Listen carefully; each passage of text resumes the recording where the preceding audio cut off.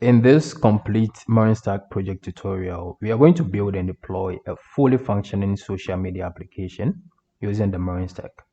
That is MongoDB, ExpressJS, ReactJS, NodeJS, and we are going to use Cloudinary for our file storage. We are going to use Socket.io as well for our real-time communication. That is going to be for our chat system, which is going to be included in this entire social media application. And finally, once we are done with the application, we are actually going to deploy it and make it available on the internet, and we are going to host it on Hostinga. So without wasting any time, let me actually walk you through the finished project. To use the application, of course, you have to be registered. So once any user comes to the website, you have to go to the sign up page to actually register. Okay, so let's register Daniel Vignon, okay, who is not in the system. So let's have Daniel at Gmail, come on, gmail.com. And if I try registering without filling in the passwords, I get filling all fields. And these error messages are actually coming from the backend. Okay, so we're actually going to create everything by ourselves. Okay, we are not going to use any authentication or authorization system or service like Clerk or anything like that. We are going to make sure we create everything by ourselves. Okay, so let's go ahead and add some password for Daniel. So I'm going to do Daniel123 for the password. And for the confirm password, Daniel123. Now, if I add 4 here, notice the passwords do not match. Okay, so if I try registering, I get passwords do not match. Okay, I can of course go ahead and show the passwords, and you can see that these two passwords do not match. Okay, so I'm going to remove the 4 here. And also, if I go ahead to change the email to a user who is already registered with this email, let's see what happens. Okay, I have achiever@gmail.com already registered. So if I try registering, I get email already exists, right? But I do not have daniel@gmail.com. So now, since we have valid info in all the fields, if I try registering, we are redirected to the sign-in page, meaning we were able to register an account. So let's go ahead and actually log in. Daniel@gmail.com, that's the email. And here too, of course, we have the check and making sure that we are not entering any empty fields. So let's add a password. And if I type a random password, of course, invalid credentials, right? And this is the password I just typed right here. So now Daniel123, that's the password we had for the sign up. So now I've been redirected to the main page or the home page, which means I have been able to actually sign in. All right, so here I can see that we have some suggested friends and all that, but let's go ahead and explore everything about the user first, and then we'll go on to actually create posts, message and bookmark and all that. Okay, so of course here in the profile page, this is the profile page. I have no following, I have no followers, and I can go ahead and actually have a bio. This is my bio, and I can actually go ahead and add an emoji here just for fun, and I can add something to the to the name, and I'm going to register or update rather. And you can see that Daniel Vignon has been updated. Okay, the bio here has been updated as well. Okay, now we can go ahead and actually follow some people. So I can go ahead and actually follow Sky Blue, and Sky Blue has been followed. I can actually click to go to the person's profile, and we have Agnes Asamoah. I can follow that person here, and we can actually unfollow as well if we want.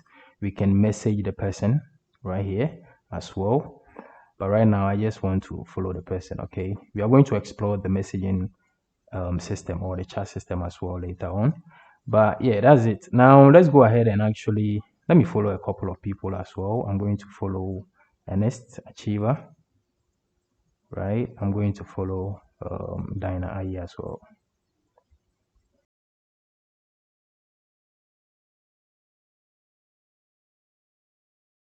Now back in the profile page, I can actually go ahead and update my profile picture.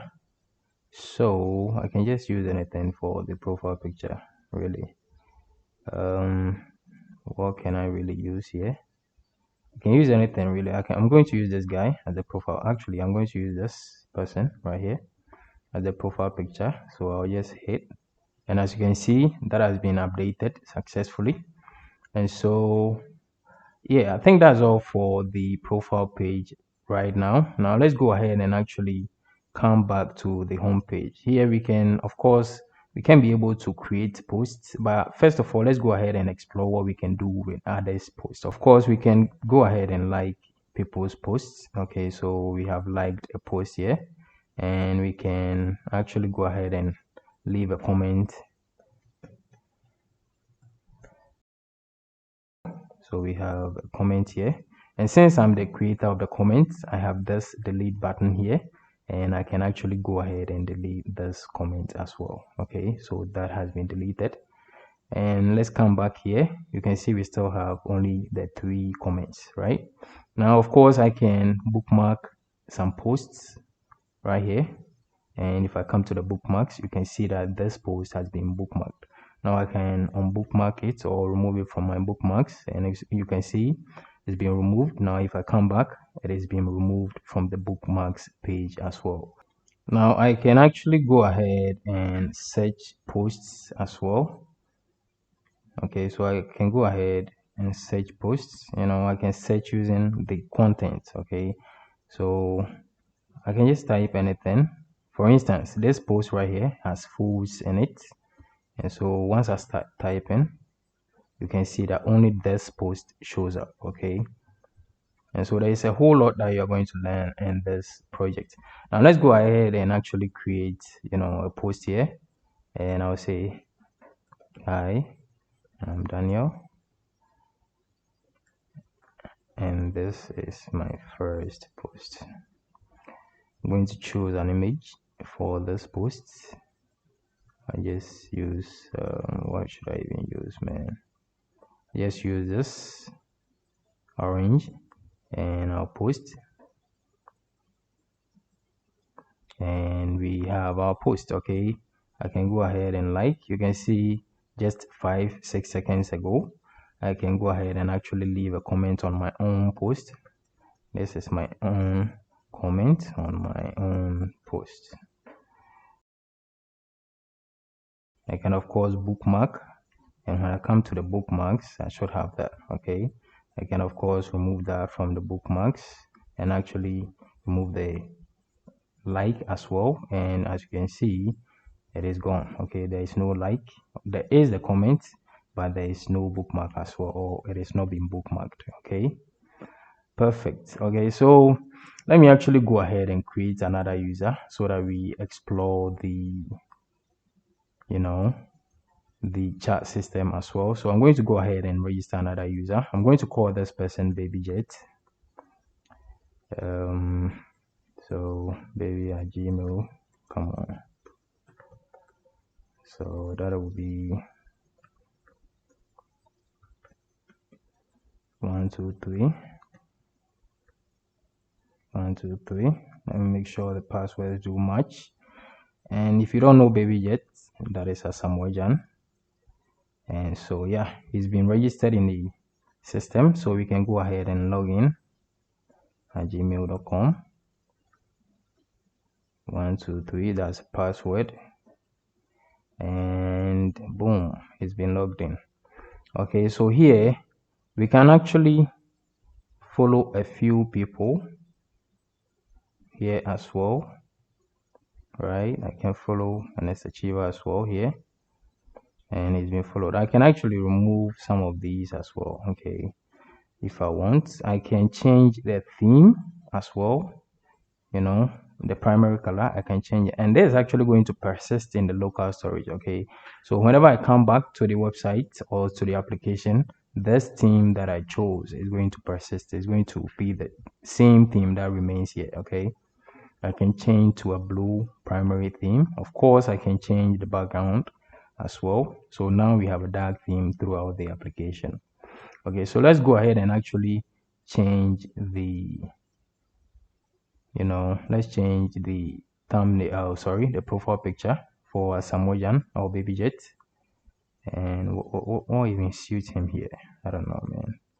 I think this guy looks like him, so let's choose that. And as you can see, we have the avatar or the profile picture for BabyJet. All right, now what else do I need to do here? I just want to make sure I am showing you everything.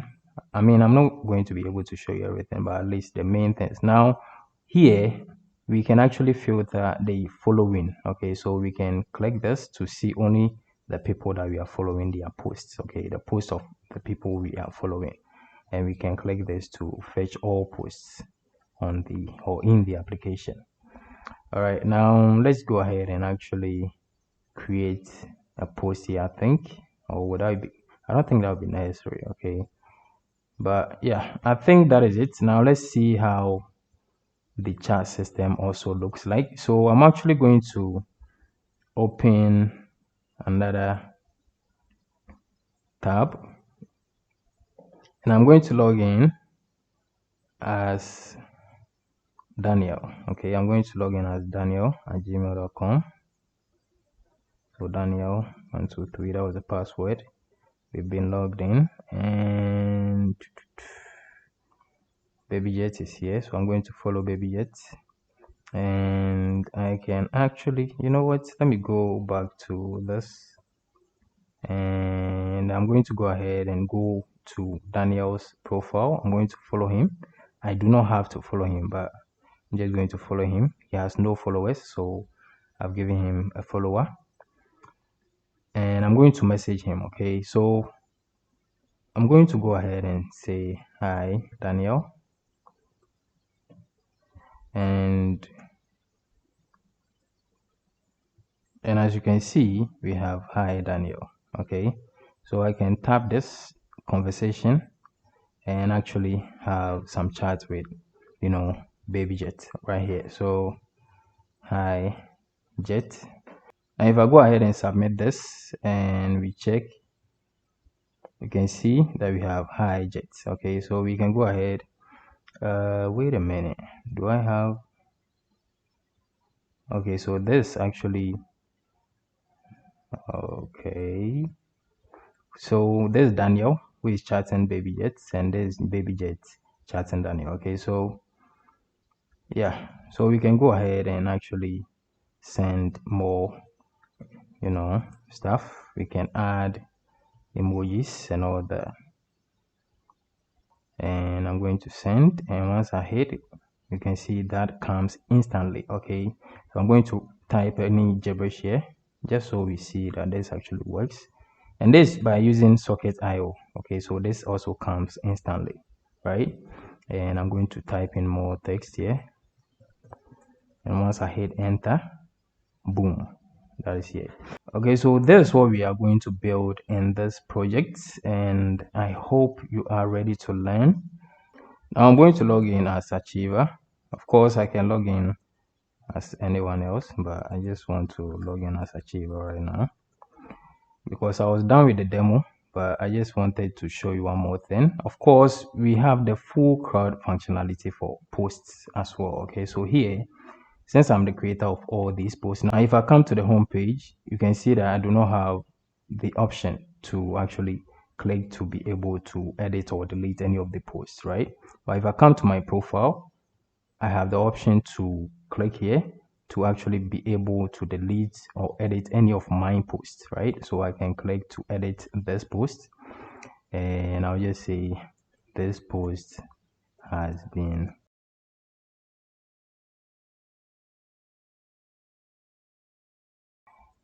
so I can update it, and it's been instantly updated. Okay, I can like my own post. Of course, I can go ahead and add the comments as well. This is another comment from me. I can even add more and add emojis if I want.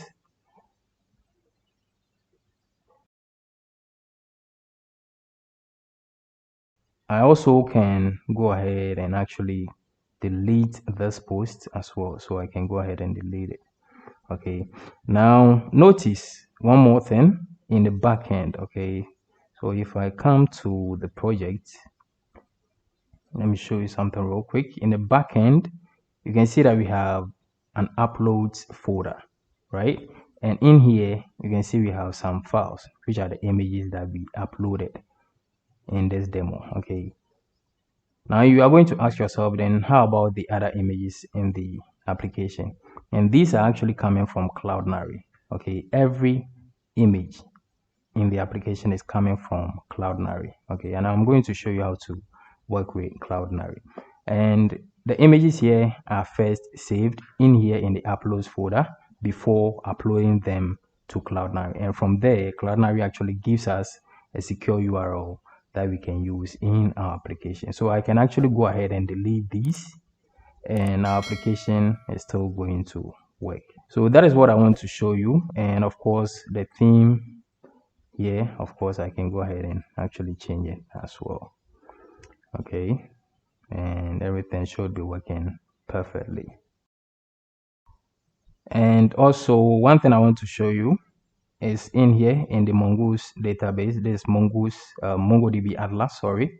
And in here, you can see that everything we are doing is being stored here in the database. Okay, so we have our comments collection, conversations collection, messages collection, post collection, users collection, and all that, right? So you can see some of the comments that I just added. You can see we have the users that I just added, right? So everything, this baby jet, this Daniel Vignon, and if I come to cloud, I have to log in.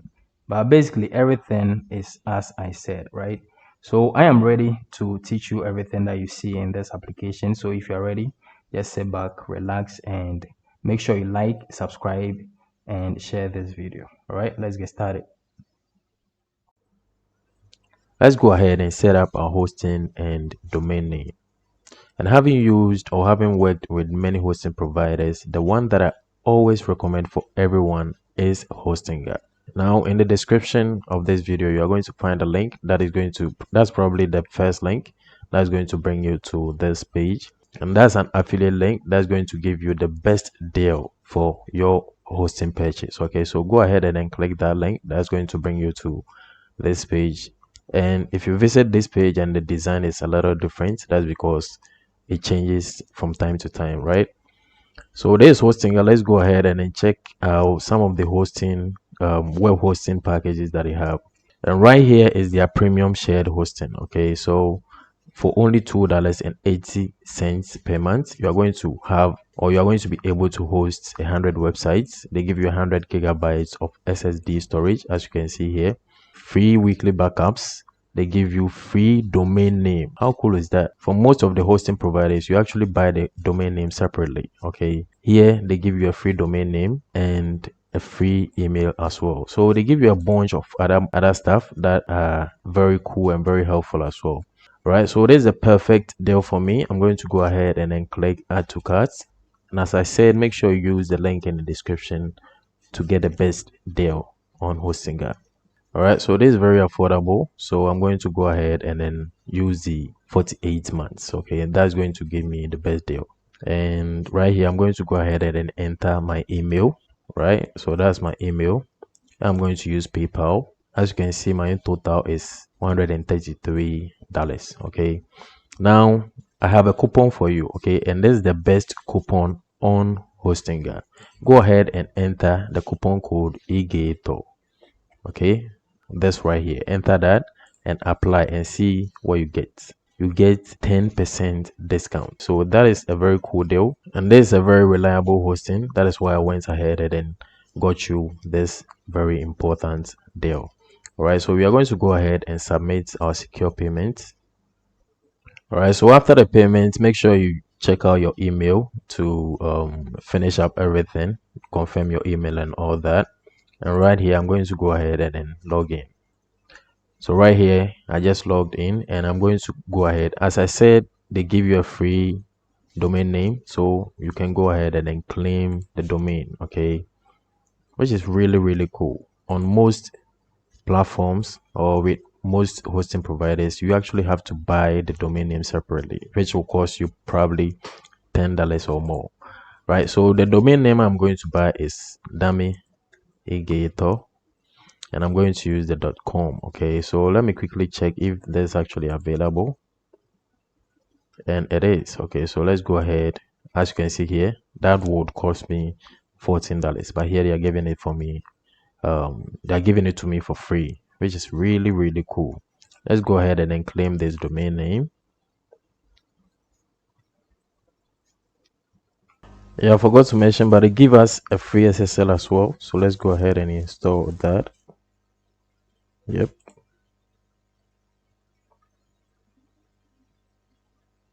And that's installing. And that's going to make sure every traffic on the website is secure. All right. So now let's proceed to work on the project. Now let's go ahead and work on the client side of our social media application, which is the React side. Okay, we are done with the server side or the backend, and so we are going to work on the React side of the social media MERN stack application. All right. Now I'm in the client folder, so I'm going to open this with VS Code. Okay, perfect. And I'm going to open my terminal and create this with Vite. Okay, so npm create Vite at latest, and I'm going to do dot to create the React app in this current opened folder. Okay, so let's bootstrap this to have, of course, I'm going to choose React and JavaScript. Okay, perfect. So we have this. Now let's go ahead and do npm install to install the dependencies that come with this. All right, now what I want to do is to install all the dependencies we need. Okay, so right here we have only React and React DOM in the dependencies object. And so let's go ahead and install the dependencies we need. But before that, I'm actually going to do npm run dev to see what we have so far. Okay, so I'm going to open this in the browser, and we have this, right? This is the application we have so far, the React application we have so far. All right, so now let's go ahead, and I have another terminal here, which is in the same folder. And so we can go ahead and install the dependencies we need. So I'll do npm install or npm I, and I'm going to install Redux.js / toolkit, which is going to help us manage our state, our global state. We will need Axios, we will need JavaScript time ago, we will need React icons, we will need React Redux itself. Of course, Redux toolkit won't work alone. We need React Redux to work with it. We need React Router DOM. We need React time ago. And then lastly, we need socket.io client. Okay, so let me make sure I spelled everything correctly. We need Redux.js / toolkit, which is going to help us with our global states or managing our global state. Axios is going to help us send requests. We need JavaScript time ago, which together with React time ago is going to help us, or they are going to help us with, managing the time for which each post was created. And we are actually going to calculate and say, this was created 5 minutes ago, 1 week ago, and stuff like that. We need React icons, which is going to help us with some icons. We need React Redux, which works together with Toolkit. React Router DOM is going to help us with our routing, and socket.io.client is also going to help us with our real-time communication, right? So these are the packages or dependencies we need to install, and so I'm going to hit enter to install all these packages or dependencies. And as you can see here, we have all the dependencies we just installed. So everything went well. And so we can actually go ahead in our source folder. We are going to go ahead and create the pages we need and the folder structure we need for the entire project. So of course, let me make this a little bit smaller. So in our assets, I'm actually going to go ahead and paste. Let me remove the svg we have here.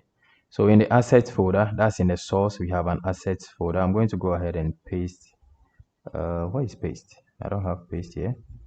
All right, so I'll just go ahead and copy these and then paste them in the assets folder, right? So we have that. Now I'm going to delete the app css file here. That's in the source, and I'm going to go ahead and create a few more files in here and folders, right? We will need a root layout dot .jsx. I'll do REFCE, and I have this. We will need components folder. We will need what? Store folder, and that's where we are going to manage our Redux store. You will need helpers folder as well.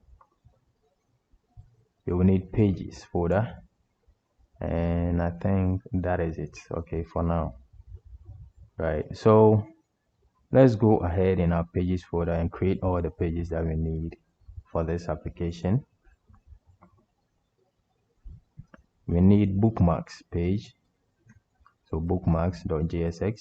I'll do RAFCE to create this boilerplate. I'll have another page, home.jsx, RAFCE, another page, and that will be login.jsx, RAFCE. Perfect. I'll have another page, logout.jsx, RAFCE.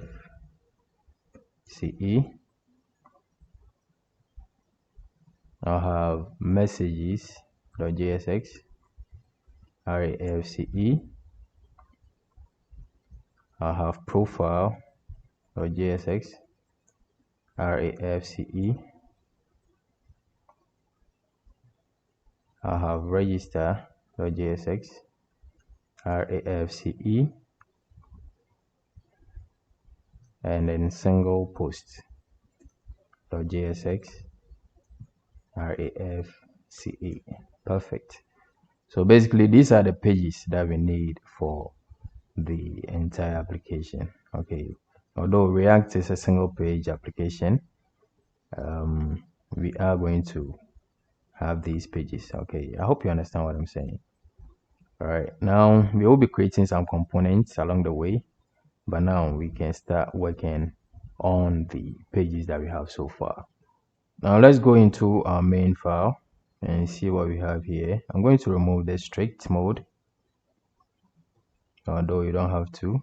So let me remove it from here as well. And yeah, I don't think I need to do anything else here. I'm just making sure this looks good.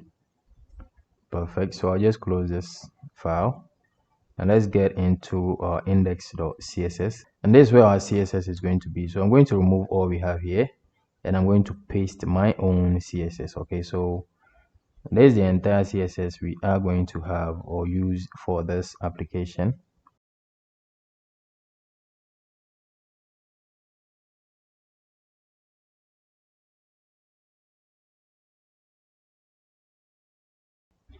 All right, so there's the CSS we need for the entire application, and I'm going to make sure you have this file for free. And you can see we are importing some fonts here. We have our root variables right here, you know, the colors, the transition variable, the radius of the cards, the width of the container. We have the variables for the dark theme, and you know, it goes on like that, right? So make sure you look through the CSS to see what's happening in here, right? I'm going to close the CSS. We won't need that. So basically, I'm not going to be typing out the CSS throughout this tutorial. Okay, I don't want to waste time on the CSS, right? So what we are going to do is to be adding the classes, and everything should be taking effect. And maybe I'll be referring to those classes once we get to, you know, once we start adding them. I hope that makes sense. All right, so I think we should head on into the app. and start having the routes. But first, let's see what we have so far. And we have a mess. Okay, so let's get into our app and see. I'm going to first of all remove everything that we have here, and I'm going to do REFCE. Perfect. So now we have app. Here we are going to have our routes. Okay, so let me go ahead and actually create the routes we need for this whole application. And so let me just, you know what, up here before the app, I'm going to create router. So I'll say create browser router. Okay, which should be coming from React router DOM. And let's have our first route. So the path is going to be the main home path, which is slash, and the element is going to be the root layout. So root layout, and hopefully that gets imported automatically, and it's been imported, as you can see. So that is the main route, right? But we are going to have some children to this route. Okay, so first of all, let me have error element in case we have any error. Then the error page, which we do not have yet. So let's go ahead and actually create an error page. You know what? That should be here in the pages. Okay, so here in the pages, I'll have error page.jsx RAFCE, and that's good for now. So let's come back here and say error page, and that should be imported for us for the error element. And then we will have children. Okay, there will be children for this root layout, right? And you are going to understand that very soon. But then let's move on, and for the children array, let's have the routes for those as well. Now the index is going to be true here, and we'll say the element to be rendered will be the home page. So home.jsx should be imported for us as well. So let's go ahead and have the other routes. Now the path for the next one is going to be messages. Element is going to be message list, and we do not have this as well. So let me go ahead and create that in the component of messages list on JSX. I do RAFCE, and you may ask why I'm creating that in a component instead. Well, I'm not going to explain that right now, but you understand when we get there. Okay, now let's go ahead. I'm actually going to go ahead and duplicate this a few more times. So the next will be messages slash receiver ID, and the element for that is going to be messages. That's the messages page, or the messages component that we have here. We'll need bookmarks page, or the route for bookmarks is going to render the bookmarks component. Okay, that should be imported as well. We'll have users and the ID of the user, and that should give us the profile of a user. And we will need what? Post, and the ID of the post should give us the single post component, right? And I think that's it for the children of the root layout. Okay, now we are going to have some more routes. So the next one, which is not going to be in the children, right? So the next one is going to be slash login, and that's going to give us the login element. Come on, element, yep. And that will be login component. Perfect. I'll just duplicate this 2 more times. We will need register, so that should take us to the register page. And lastly, we will need logout, and that should take us to the logout page.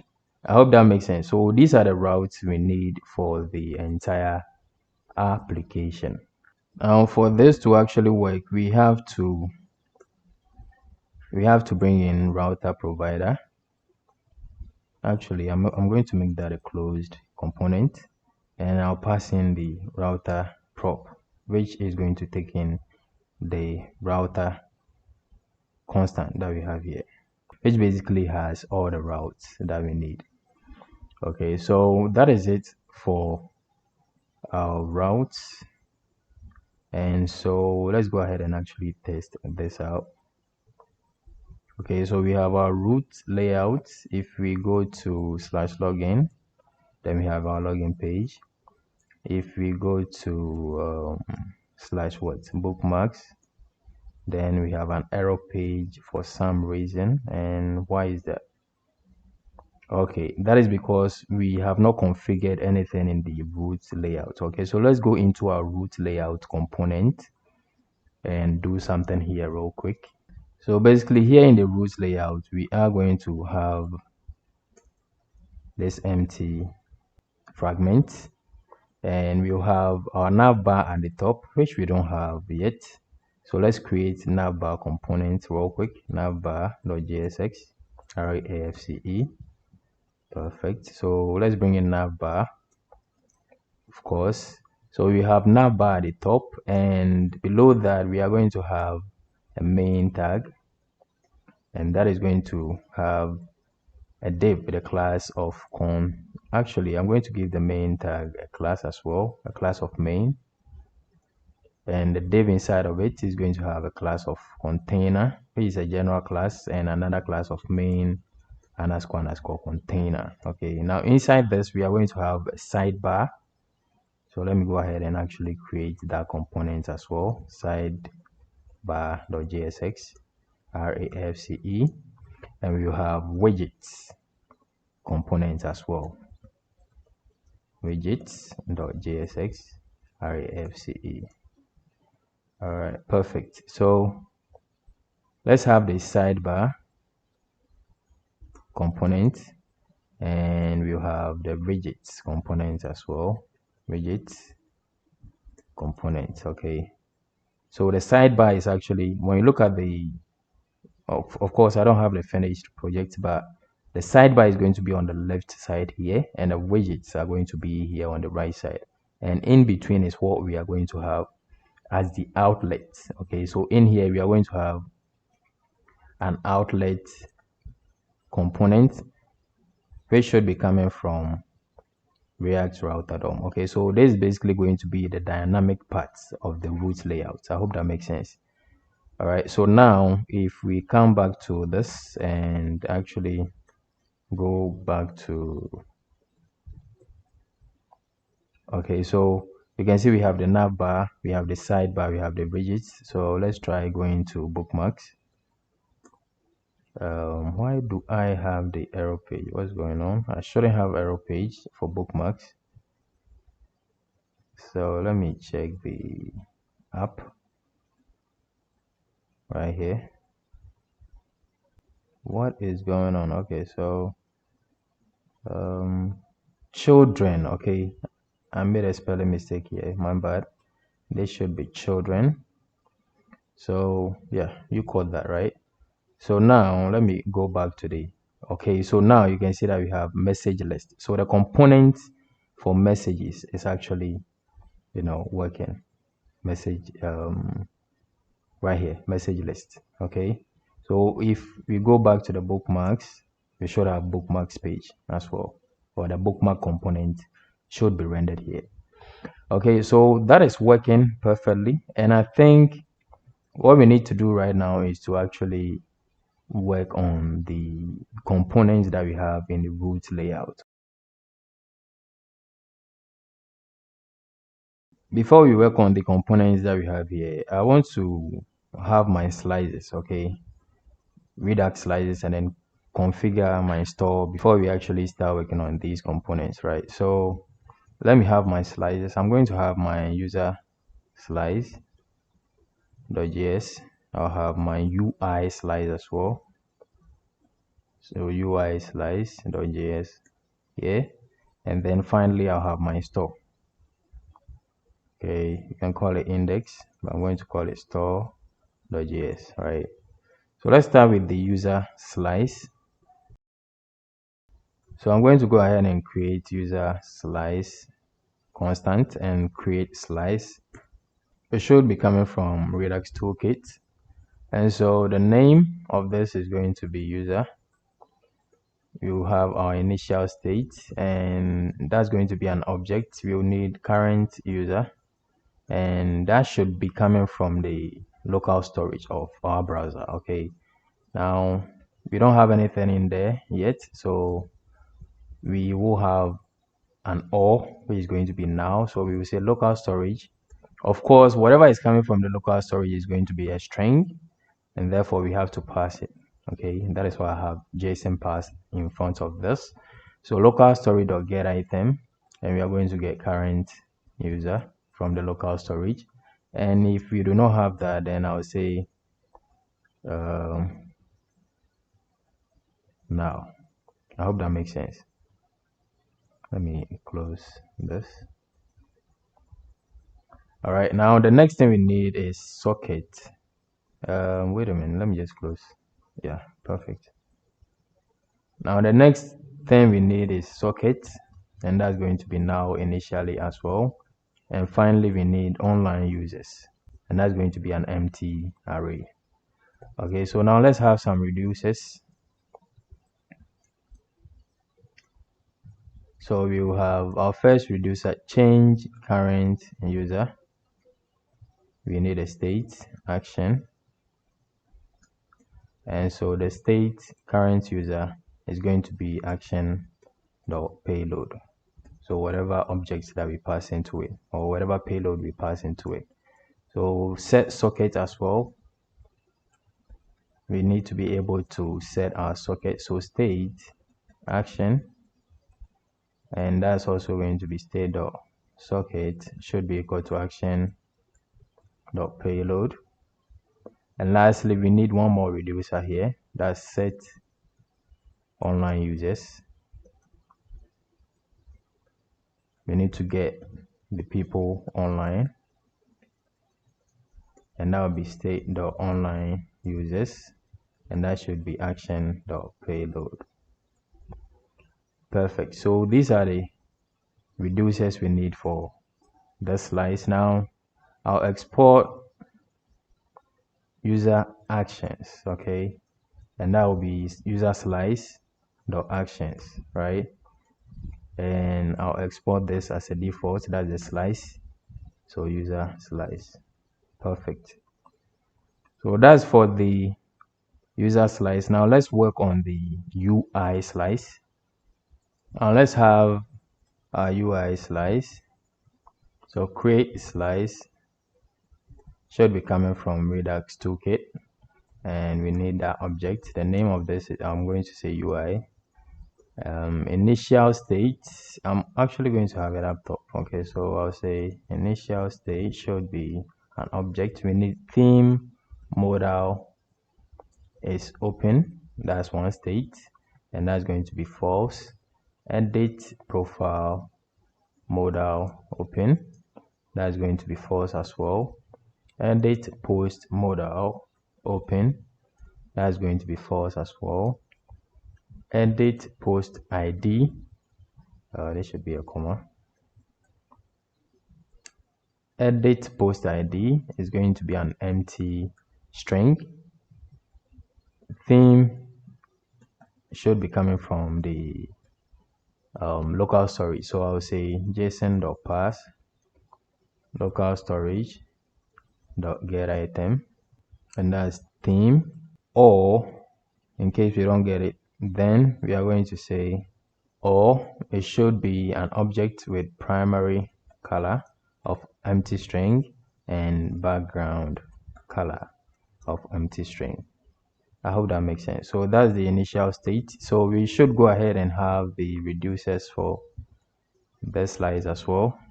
So reducers, yeah. Reducers, we have that object, open theme modal. We will need a state, and say state.theme modal open should be false. I should actually set it to true since we are opening. We need to be able to close the theme modal as well. So I'll say close theme modal, and state.theme modal is open, or you can call it theme modal open, just like I call the other states. Okay, and this is going to be false, right? Since we are closing it, we need to be able to change theme as well, and that will be state. And actually I need an action since I'm going to use the payload. So to change theme, that will be state.theme, and that should be equal to the action.payload. I need to be able to open edit profile model. So we need a state, and state.edit profile model should be equal to true. We need to be able to close edit profile model state.edit profile model should be false. And the last two, we need to be able to open edit post model. We need a state and action actually. So state, come on, action.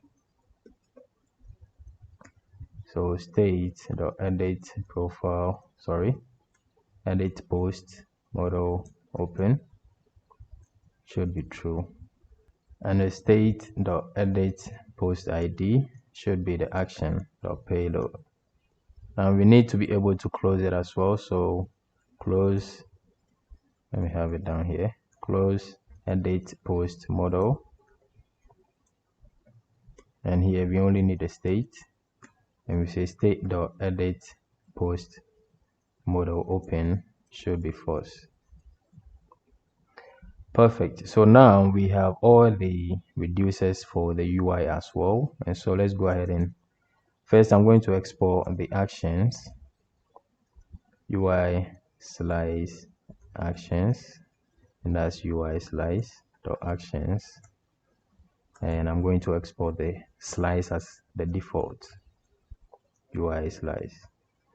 All right, so we have the two slices. Now let's go into our store. I'm going to have my store, which is going to be equal to configure store, coming from Redux Toolkit, of course. And in here we have our reducer, and that's going to be an object since we have multiple slices. And I'll say UI should be the UI slice that we just created, and dot reducer, of course. And then user should be the user slice dot reducer, and that's all we need here. Of course, we are going to go ahead and actually export the store. So export default store, and for this to actually work, whereby we can have a truly global state, we have to go ahead and wrap what we just had. We are going to make sure our app can actually access the store. Okay, so let's go ahead in here in our app.js. We are going to go ahead and wrap our provider. We need to wrap provider, which should be coming from right here, React Redux. We need to wrap that around our entire application. Okay, and since our entire application starts here, that's in the app.jsx, and then this is where we need to wrap this. Okay, so we need to add the prop store and then pass in the store coming from our store here, which is the configure store that we just did. I hope that makes sense. All right, so now we actually have our global state, and that means Redux and Redux Toolkit has been taken care of. Okay, of course we are going to be using it, you know, the plenty reducers that we had, we are going to be making use of them, but now we have the main things done. Okay, so let's get back into our root layout. It will only make sense if we can be able to register user, login user, and all that before we come to actually work on the Navbar, because here in the Navbar I will be needing the token to make sure everyone that gets into the app is actually logged in. So basically everyone that has access actually has a token before he or she can actually perform some actions or even access the home page, for instance. Okay, so of course, for you to get a token, you have to be logged in, and for you to be logged in, you have to actually be able to register an account or create an account or sign up, right? So let's get to the register page and let's start from here instead. So basically we have to be able to register users or sign up users, log in users or sign in users before we can proceed with the rest of the application. Let's go ahead and have some states here. And the first state I'm going to have is the user data state, and so I'll say set user data. Come on, why am I typing so slow? And we are going to use state, of course. And the full name, of course, to register a user, we need a full name, right? We need an email, password, and then confirm password. So confirm password. Okay, so that is our user data. Now, in case of any error, we need an error state as well. So set error. So I'll say use state, and initially it should be empty. Okay, an empty string. And lastly, we need show password. So const show password, set show password, use state, and initially it's going to be false. Those are the states that we need. Now I'm actually going to have navigate as well. Navigate. Okay. I'm coming from React Router, that's used to navigate. And in case we successfully register a user, then we are going to navigate to the login page. That's why I have this navigate here. So now let's actually have the form for the register page. Okay, so of course we have to come to register. Perfect. That's what we have so far. And so there's going to be inside of a section with a class of register. So let's have a section with a class of register. And inside it, we are going to have a direct div with a class of container and another class of register __ container. Okay, so within that, let's have an h2 that says sign up. We save this, come back, and this is what we have so far. Perfect. Below the h2, I'm going to have a form, and I'm not going to have any action just yet, but we have on submit later on. And in here, let's actually have a paragraph with a class of form __ error message. Okay, and for now, I'll say this is an error message. Okay, so that's the error message. Let's have an input of type text, and this is going to have the name, full name. We will have a placeholder that says full name, and that's going to say change input handler, which is a function that we should have up here. So I'll say change input handler, and yeah, now I'm actually going to make this autofocus. So once you visit this page, this input should be auto-focused, as you can see here. Perfect. All right, so that is one input that we need, and so let's go ahead and have the rest. I think we need about 4 more, or actually let me just have 2 for now. We need email, so let's just do email, and there's not going to be auto-focused, of course. So we have the email field as well. And below this, we are going to have a div with a class of password __ controller. We have the inputs, and for the type, that's going to be depending on, but for now, we are going to say password. That's going to be depending on this, okay? But for now, let's just do password. I'm going to give it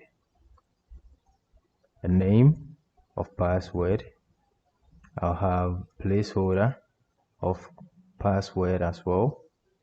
And on change, we'll have the change input handler. Okay, so that is for the password. Now I'm going to duplicate this for the confirm password. So here is going to be password. I'll say confirm password for the name, and here too I'll say confirm password. Come on, confirm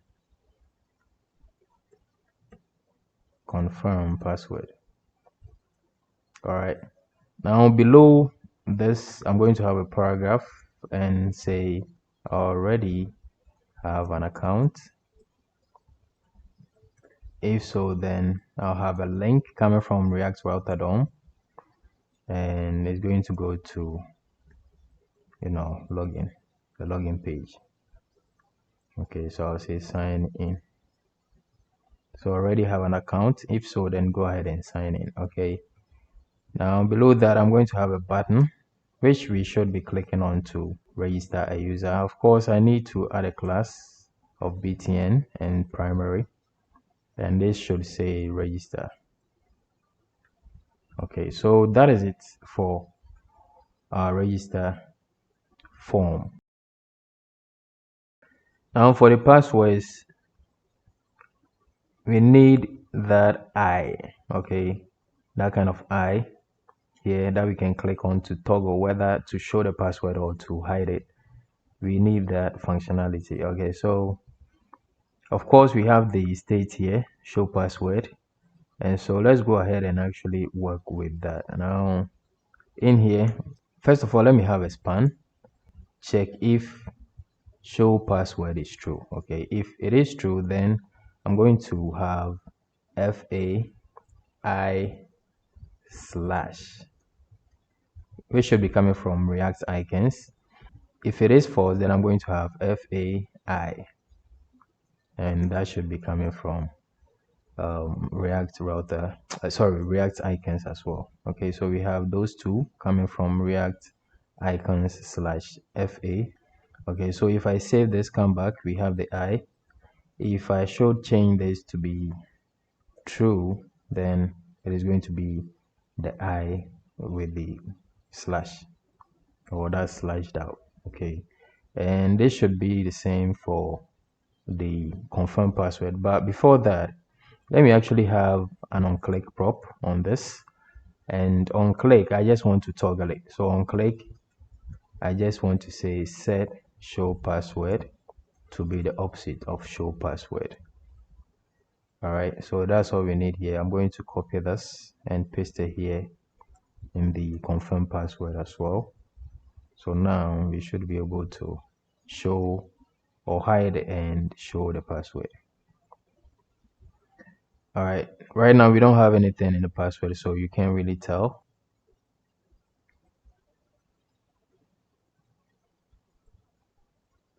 All right, now as you can see, that's not working, and that's because we have to work on the type as well. So I'm going to say if show password is true, then the type should be text, otherwise it should be password. Okay, so that's all we need to do here. So I'll copy this, come up here. Okay, so now we can show and hide the passwords. Okay, so everything is working exactly as expected. But now whatever I'm typing in these fields are not being updated in here in the user data. Okay, so if I go ahead to actually log this in the console, user data, let's see what happens. Okay, right, I'll just move this, and if I start typing, you can see that the user data basically is not being updated. All right, so what I want to do, and of course as you can see the form is also responsive. Okay, so what I want to do is to make sure this change input handler actually works, and you can see that it is on all the inputs that we have in here. Of course I'm going to get the events up here, and I'm going to say set user data, and I'll get the previous state and return something new. and that's going to be an object. So I'll spread the previous state, and whatever event that and whatever field that I'm editing, I'm going to update that. So that will be event target value. Previous state, previous state. There should be a comma. I'll wrap this in parentheses. Perfect. So this is how it should be. Okay, so I'm returning an object just like we have an object here, and I'll have all the other things that we have in here, but whatever we are updating, that's using the name. Remember, all these fields, that's all these inputs have the names that corresponds to the elements that we have in here. Okay, so we have confirm password here, we have password as a name here as well, we have email here, and then we have full name, and all those correspond to what we have in here. So whatever we are editing should be updated with the value, that's the event target value. Okay, so now if I come back and I start typing, we can see that whatever field that I'm typing is actually being updated. Okay, so that is it, right? That is it. Now I think we can go ahead to actually perform the request or send a request to our database to actually be able to register a user. All right, now this error isn't going to show, okay, until or unless we have an error. Okay, so initially the error is actually false, but if we have any error, then it should show, right? And of course this should be the error message. So error, I hope that makes sense. And on submit of this form, and that's why this button has a type of submit, right? So on submit of this form, we want to call register user, which is a function that we should have. First of all, I'm going to go ahead and have this commented. So I'll say function to change user data, and then I'll have my register common user here. Of course, there's going to be an asynchronous function, so async, and we'll have our try catch in here. But before that, of course, I have to go ahead and prevent default. So event.prevent default. Perfect. In case of anything, I'll say set error, and that'll be error dot respond. Actually, you know what, I'll do err, just so we don't conflict it with the error that we have. So response dot data dot message. But before we do this, let me actually have the backend URL in .env, which we do not have. So let's go ahead and create a .env file inside of our client. So sorry, that should be a file .env, and in here we are going to have our Vite underscore API underscore URL, which of course is http localhost port of 5000 / API. Perfect. Nice one. And so now let's go ahead and actually do this. So to register a user, we just have to send a request to this API /register or /users /register. Okay, if you can remember that. Okay, so here let's await axios.post. There's a post request, and of course we should make sure axios is imported. So axios.post. So let's import meta env, and that's Vite API URL. That's the URL we just had in the .env, and we will be going into our users route/register, and the only payload that we need here, that's the request body, should be the user data. That's all we need. All right, so let's go ahead and actually try this, and we should be able to register a new user. Of course, I'm going to go ahead and actually log into my MongoDB URL, and my internet has been disconnected, so I have to connect that back. And if I browse my collection, as you can see, that's the social media, right? If I go ahead and browse my collection and check out my users collection, I have a few users here. I have 3 users, right? So I have Ernest Achiever, Jane Doe, and Daniel Vigno. Okay, so let's go ahead and register someone else. I'm going to register John Doe. So I'll say John Doe, that's the full name, and I'll do john@gmail.com. I'll do password John123. I'll just show it just so you see that John123. Let me close this. Right, so those are the passwords. Okay, so let's go ahead and actually send this request and see what happens. But before I send the request, I'm actually going to go ahead and try registering a user that already exists. Okay, so I'll register achiever@gmail.com, and this email shouldn't be registered again. So let's try and see what happens. I've sent the request. Let's see. Failed to load resources. And what could that be? I'll send that one more time. Okay, so we have an error.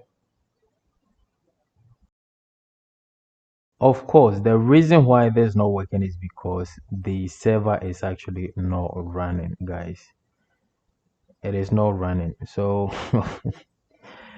so let me go ahead, and here I'm going to change directory into my client and npm run dev, of course, just to make sure the client is running.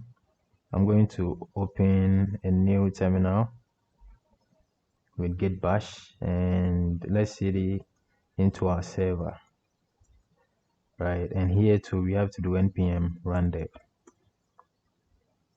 So we have the server and the client. Now I'm going to open another terminal just in case we need to do anything else, then we are going to use that one. Okay, so the server is running, of course. Server started on port 5000, and the client is also working. So now hopefully this should actually work, right? So yep, so I think that refreshed, but so far I don't think a user has been added. We should still have 3 users.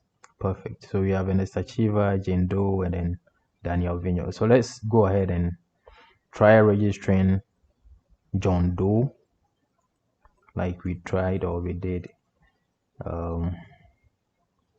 just a minute ago. So the password, I'll do John123, and I'll actually go ahead and correct the border radius for the inputs. Okay, so John123, I'll go ahead and send this request, and we have email already exists. Therefore, the user John Doe shouldn't be registered or shouldn't be added to the database. And if we check, truly he has not been registered. All right, so now let's go ahead and actually have an email that does not exist. So that will be john@gmail.com. We don't have that email, and so let's go ahead and actually register this user, and we should have that user registered now. Okay, so we have the response, and you can see that we have a new user registered with a password and all that. Okay, so if I come here and then refresh, we should now have 4 users, and we do. Okay, and the last user should be John Doe. with the email john@gmail.com. So everything is working exactly as expected. All right, now once we register a user, what we need to do is to actually redirect that user to the login page. Okay, wait a minute, I have to get into the client. We are working on the register page. So once we register a user and response the status text is okay, right? If so, then we want to navigate to the login page. I hope that makes sense. All right, so now let's go ahead and register one more person. I'm going to do Diana I. Of course, let me just refresh this page to get rid of the error. Diana I. And if I send this without filling the rest of the form, I get filling all fields. And this is actually coming from the backend, right? If you watched the first two videos, you should know how this actually works. So Diana@gmail.com, that's the email for Diana IE. And the password, I'm going to do Diana123.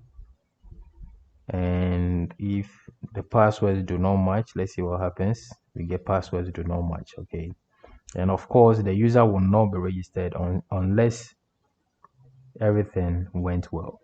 So we should still have 4 users, right? So now, of course, I'm going to go ahead and have Diana123 as a password and send this. And we are now redirected to the login page, meaning everything went well. Okay, so if I refresh, we should now have 5 users in our database. Perfect. We have Diana here. All right, so everything is working exactly as expected here in the register page. So what we need to do next is to be able to log in our users. Or to make things easier here, I'm actually going to go ahead and copy everything from here in the register. Okay, I'm going to copy everything in the register and then paste it in here. Now, of course, this is going to be login, and I'll say login here as well. All right, now here we only need email and password, so I'm going to remove confirm password and full name, and I think everything else will stay the same. I only need to say login user, right? So on submit, login user. What else? Of course, we don't need full name here, and we do not need confirm password, so I'll get rid of that too. And here I'll say don't have an account. If so, then go to the register page and we will say sign up. This should say login. And so let's save this and check that out.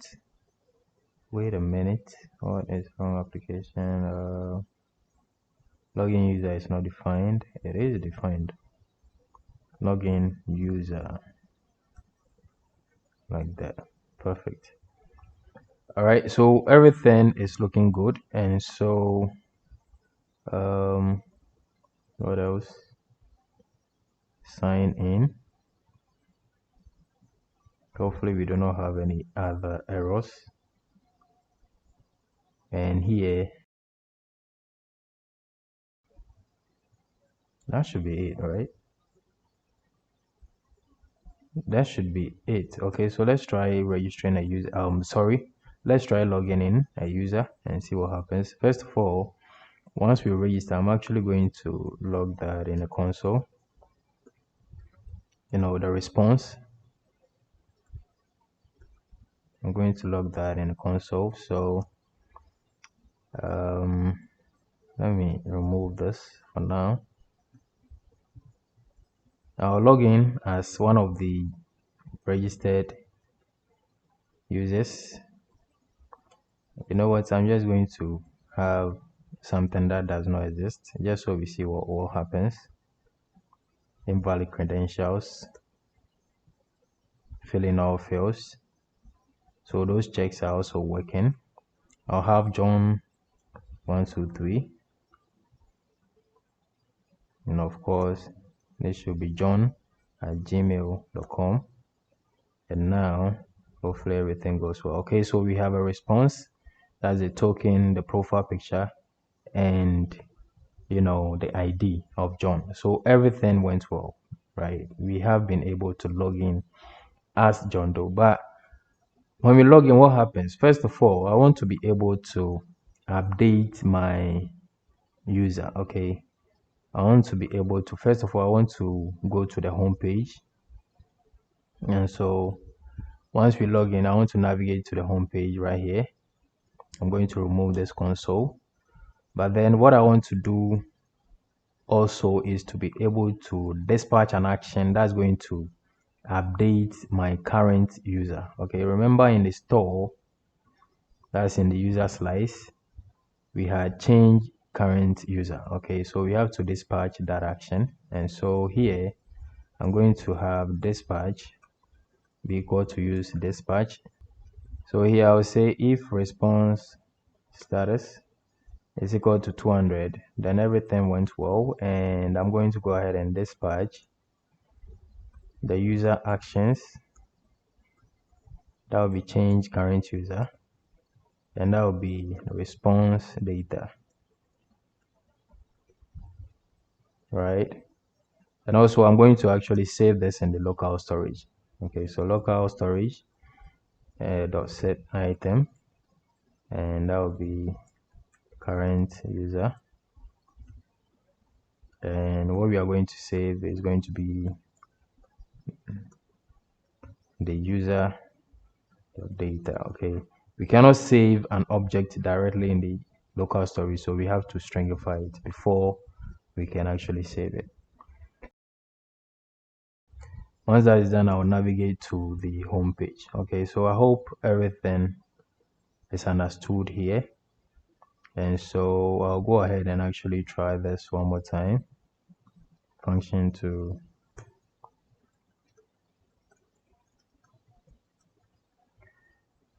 save this, come here.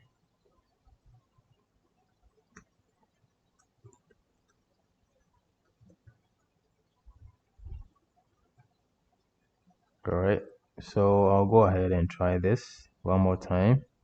john@gmail.com. And if I show you the, okay, so here we actually have some things in here. Let me just remove them all. John 123,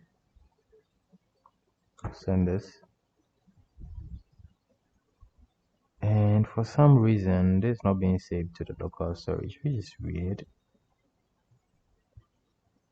All right, local storage, set item, current user. Oh, response. Come on, guys. This should be response. All right, so let's go ahead and actually, let's go ahead and actually send this one more time. And now you can see we have current user right here, and we've been redirected to the home page. I hope that makes sense. All right, so everything is working exactly as expected. We can move on to work on the root layout components, starting with the navbar. So here we are going to have a nav tag with a class of navbar. Come on. And in there we are going to have our general container class with a class of navbar __ container. Let's have a link coming from React router DOM, and that should take us to the home page wherever we are. Let's give this a class of navbar logo, and in there we are going to have a text, and we will say EGATOR. Perfect. And below this link we are going to have a form, which is basically the navbar search. So let's give this a class of navbar underscore search. And of course, I'm going to remove this action. I don't need that. And in the form, let's have an input of search. And let me remove these. A placeholder of search. Now below the inputs, I'm going to have a button with a type of submit. And in the button tag, I'm going to have CI search. And of course, I should make sure that the icon is brought in. And it's not here, so I have to go ahead and bring that in manually. And that should be coming from React icons /CI. Perfect. All right. Now below the form, we are going to have a div with a class of Navbar, right? And in there, let's have a link coming from React Router DOM, of course. That's going to go to, which is going to go to the users / the user ID of this current logged in user. Okay. Let's actually give this a class name of Navbar profile. And between that link, we are going to actually have a component called profile image, which we do not have yet. So let me go ahead and create profile image component, RAFCE, and make sure we get that. So that is imported. And this actually takes in an image prop, and we will say profile photo, which we do not have yet as well. All right, so we are actually going to bring all these stuff, the user ID, the profile photo, and also the token. We are going to bring them in, and it's going to go to the login depends. Okay, so in case we have a token, then we want to log out. Otherwise, then we want to log in, right? So let's have the logout here, and that's for in case we are logged in. That's in case we have a token. Otherwise, we are going to log in. If you do not have a token, then that means we are not logged in. Okay, and so that's it, right? So let's bring in our token, our profile photo, and our user ID from the Redux store, the user slice. Okay, so I'll call that user ID. I'll have my token, and then what else? The profile photo, and those should all be coming from, of course, we need use selector from React Redux. So we take in the state, we need user, current user. Okay, so we should be getting all these from the current user object. Okay, and I have to make sure we do not have any errors. Say we don't. Okay, because we do have the ID, we do have the profile picture or the profile photo, and then we do have the token. So that is why we have the logout here. Now if I go ahead to actually log out, and that means if I go ahead to actually remove this and refresh,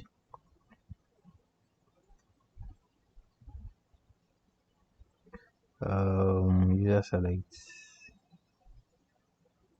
ID now. Okay, so to avoid these errors, what I'm going to do is to actually get all these individually.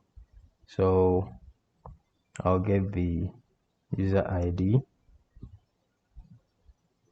and in that case, current user.id is what I'm trying to get. I'll duplicate this 2 more times to get a token, and that'll be the current user.token, and I'll get a profile photo. That will be current user.profile photo. All right, so now hopefully we do not have those errors, and we don't. Okay, so now you can see, since we don't have the token and all that, in the local storage, you can see we have log in. Okay, and of course we should go ahead and log in. john@gmail.com, john123, and if I do log in, then we have logout, and you can see we have the profile photo. Now let's go ahead and work on this profile image component. And remember, it takes in image, and we may add class name as well in case we want to add another class to that.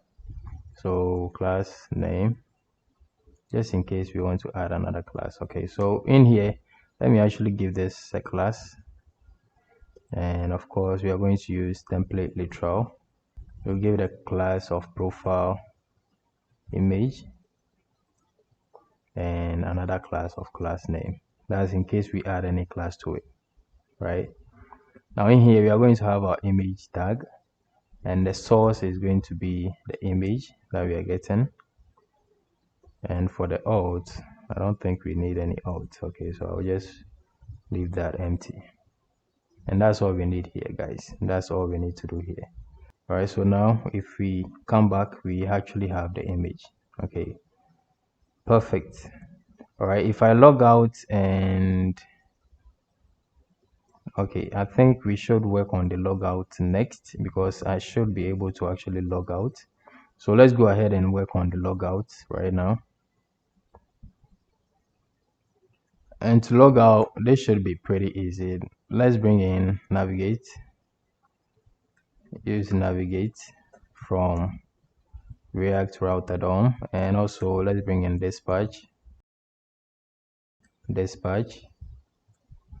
and dispatch, come on, and that should be coming from React Redux.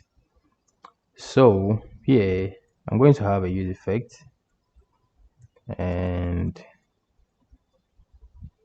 dependency array is going to be empty, and in here I'm going to dispatch user actions dot change current user, and that's going to be an empty object. And I'll say local storage dot set item, and of course that will be current user, and that's going to be now. Okay, and once we do that, we are just going to navigate to the login page.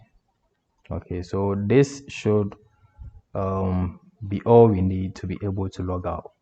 All right, so let me actually come here and click logout, and we've been logged out. Okay, now of course we can still go to the home page and see whatever is here, but we shouldn't be able to do that. And so I'll come back to the navbar and actually have that access control down. And so here I'll say redirect user to login page if he or she has no token. So use effect, I'll have my function here with an empty dependency array, and I'll say if we don't have a token, then I'll navigate to the login page. Navigate, and I don't think we have that, so I'll have to bring in use navigate. So navigate should be equal to use navigate, and that should be it. Okay, all right, so I'll go ahead and actually test this out, and as you can see, we cannot go to any page that has the navbar. Okay, so basically all the other pages are protected. All the pages are protected except for, let me show you real quick. If we go into our app.js or the app.jsx right here, all these pages in the root, that's all these children of the root layout, are going to be protected. Okay, except for these pages that are not protected or that don't need any protection. All right, so now that should be all we need to actually make our website or our application secure. But one thing I want to go ahead and do is to actually log the user out after an hour. Okay, so I'll say log user out after an hour. So use effect is going to help us with that as well. And so this is going to be an empty dependency array here too. And I'll say navigate to the logout page after an hour. Okay, so let me actually have set timeout, and the time is going to be 1000 milliseconds times 60. That should give us a minute times 60. That should give us an hour. All right, so navigate to the logout page. So navigate to the logout page after an hour, and I think that should be it. Okay, yep, that should be it. So I'll just you know what, I'll make it a minute, or even I'll make it 10 seconds, just so you see how this works. So I'll go ahead and log in as achiever at gmail.com. achiever123 is the password.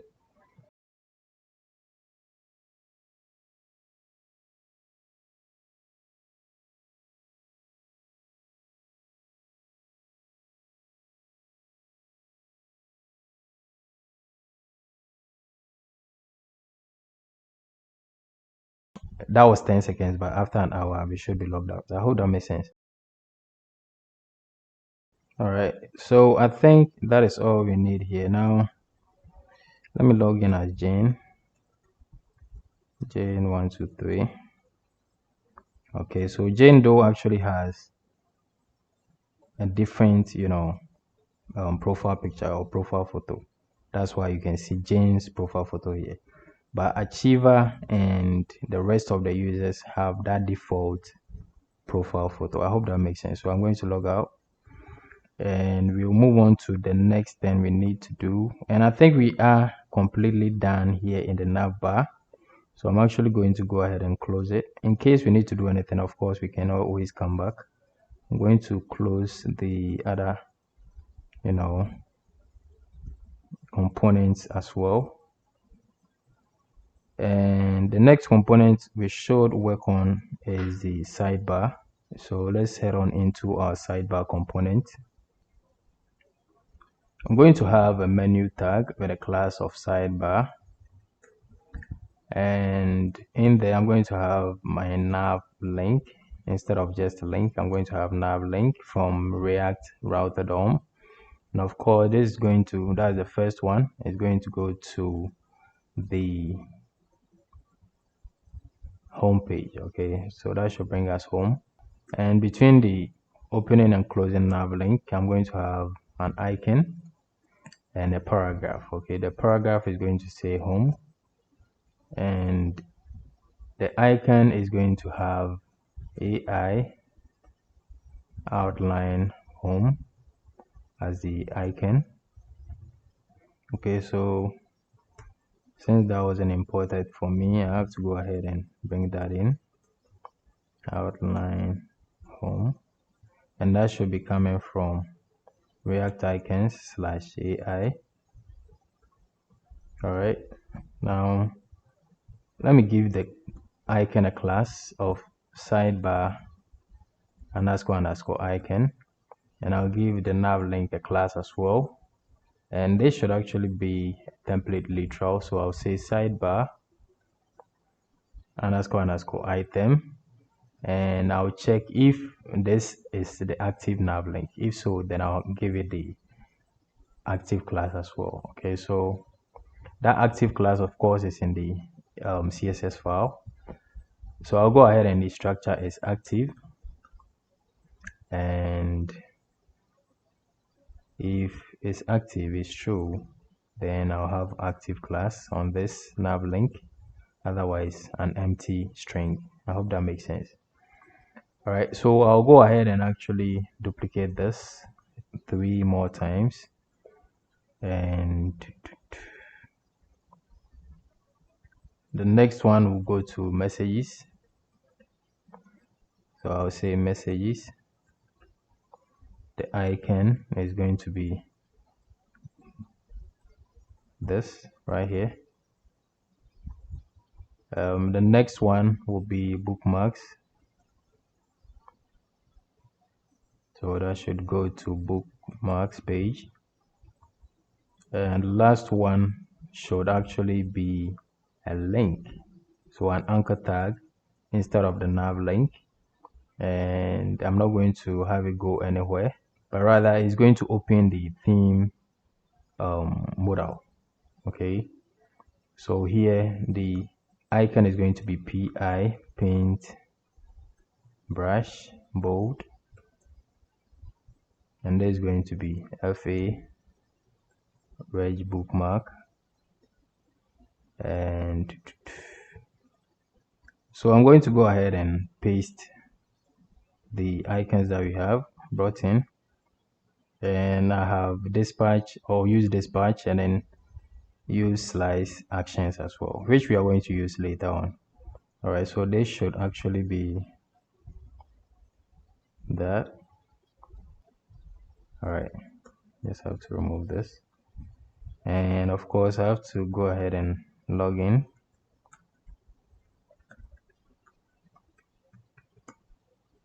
Okay, so we have our sidebar. Okay, so our sidebar is working as expected, and it's looking good as well.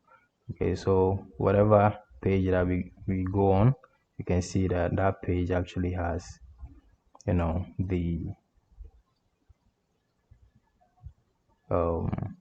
link as the active link. Okay, all right, now this is an anchor tag, unlike these that are the nav links. So we have to work on this to actually, on click of this, we have to be able to show the theme modal for us to be able to actually change our theme. And so let's go ahead and do that real quick. Open theme modal, dispatch UI slice actions, and that will be open theme modal. That's what I want to dispatch, and that will be an on click to this anchor tag. So on click of this, I'll say open theme modal. Right, so let's go ahead and do this. And wait a minute, unexpected token. Okay. Oh, that should be outside. On click, open theme modal. Okay, so we click and nothing happens. Okay, so let's come back to the root layout and have our theme modal in here. So here I'll say theme modal is open. If that is true, then I want to show my theme modal components, which we do not have yet. So let's go ahead and actually create that in our components. That's the theme modal component. So theme modal.jsx RAFCE.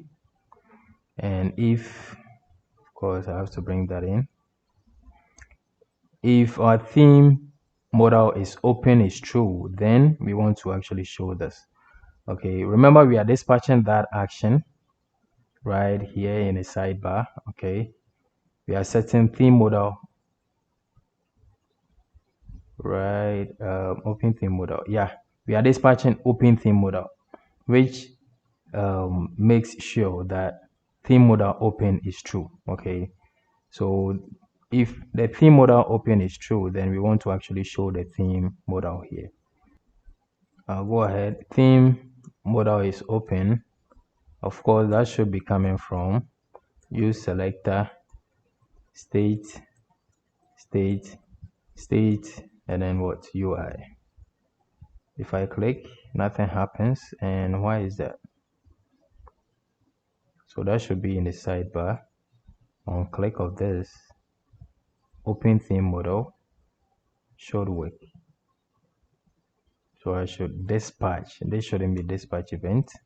I should dispatch UI actions, open theme model. I have used dispatch here, but I don't have dispatch. So I'll say dispatch, use dispatch. All right, so I'll click and I have theme model here. Okay, so let's go ahead and work on the theme model. So let's put this in a section with a class of theme, and I'll have a div with a class of theme underscore container inside of that, and an article tag with a class of theme underscore primary. Okay, so this is where we will select our primary colors. Let's have an H3 in there and say primary colors, right? Below the H3, let's have an added list, unordered list, and the list items. The first one is going to, you know what, these are all going to be empty, right? But on click of any of them, you want to have a function that calls change primary color. Okay, and then we will pass in the color we want to change our theme primary color to, and in this case that's going to be red. And so I'm going to go ahead and duplicate this 4 more times. So you have blue, you have yellow, you have green, and lastly you have purple. Okay, so that is for the primary. Now I'm going to go ahead and duplicate this article tag and have my background, and the background colors, of course, we are only going to have 2, and I'll call this theme background, and here this will be empty and this will be black. Okay, so change, in this case, background color, which is a function we are going to have very soon. So let's go ahead and have these 2 functions and see what we can do with them. So first of all, we are going to have change, and so that takes in the color we want to change it to and whatever we want to do in here. And what we want to do is to dispatch. I have to have my dispatch here, use dispatch. So you want to dispatch, you know, UI slice actions and change theme, and here we want to pass in the theme that we want to change. Okay, so this should be an object, and this object should have the old theme. Okay, so in this case we want to change only the background color. Okay, so we want to maintain the primary color, the existing primary color in the state. We want to maintain that. So let's go ahead and actually bring in the theme from the, you know, the Redux store or global state. So the theme or the current theme should be use selector. We take in the state UI and then theme. Okay, so we have our theme here, and so we want to go ahead and spread that, and that will give us the primary color that we have so far, and then we are going to go ahead and change the background color to whatever color that we pass in. Okay, I hope that makes sense. And once we do that, we are actually going to go ahead and save that in the local storage. So local storage.setItem theme json.stringify theme background color and the color that it takes. Okay, so I'm going to go ahead and actually duplicate this for the change primary color, and this should be pretty simple as well. We want to maintain the background and change the primary color, and here too we want to save that to the local storage, right? And yeah, that should be all we need to do to actually make this work. Okay, but now once we are done changing the theme colors, we want to be able to close it as well. So I'll say close theme model, and that takes in an event. And yeah, I'll say if the event target dot class list contains the theme class, then I want to dispatch UI slice actions, and that will be close theme model. All right, so we should have that here on the section tag, and we will say close theme model and pass in that event.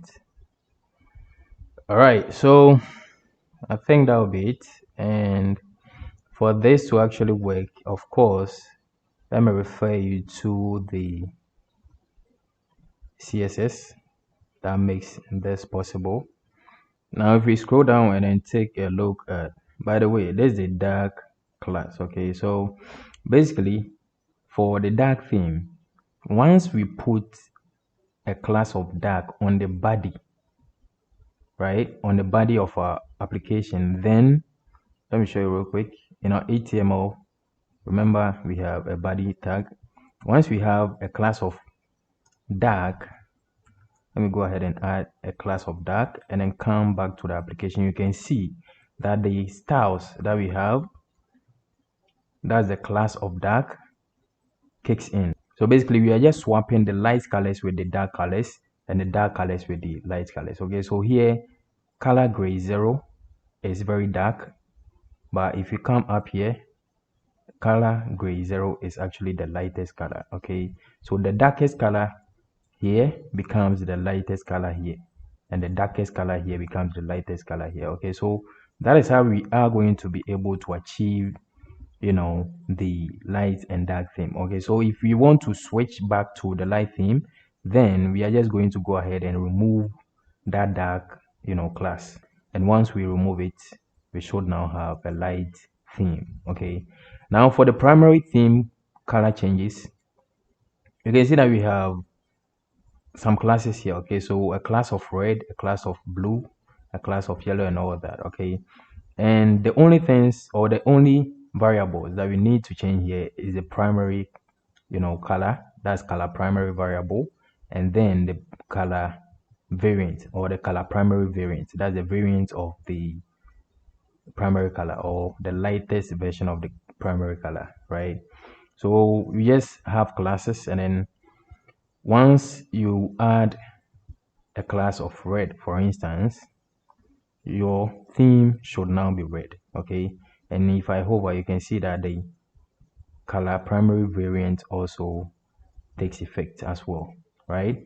If I change this to blue, you can see that it turns to blue. If I change this to yellow, then the yellow class kicks in. I hope that makes sense. So that is how we are going to be able to, you know, change the theme in this application. All right, so of course we are not going to be coming to the code and change the theme like this.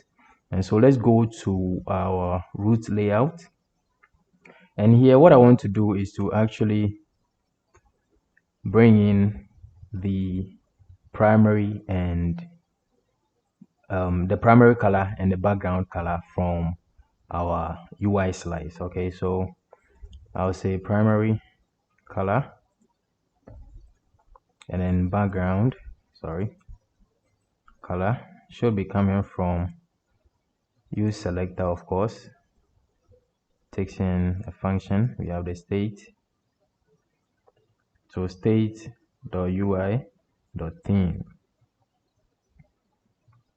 Right, now once we have this, we are going to use effect, and the dependency array is going to take in the primary color and the background color. So what do we want to do here? Now I want to get the body, so I'll say body should be equal to document.body, and I want to say body.class name should be equal to, I'll use the template literal here, and that should be equal to the primary color. We'll have a space and we'll get the background color as well. Okay, so I think that should be it. Now let's go ahead and actually test this out. I'll go ahead and open the theme modal, and if I click this, then you can see that we have the red theme, okay, as the primary theme. If I click the yellow, then we have the yellow, and of course this actually persists to local storage. So if I refresh, you can see that this actually persists to local storage, right? Now if I go ahead and actually show you this in the, let me make sure that it's big. So if I go ahead and show you the application, just so you see the local storage or what's being saved in local, so what is going on? Application, yep. So you can see that we have theme in the local storage. Right now it is yellow for the primary color and then white for the background color, meaning it is blank. That is why it is white or light. And so if I go ahead and change this to the dark, now you can see that okay, it's actually black, not dark. It should be dark and not black. So that should be the theme model, and this should be dark, okay, because if you come to the CSS, the class is actually dark, not black, right?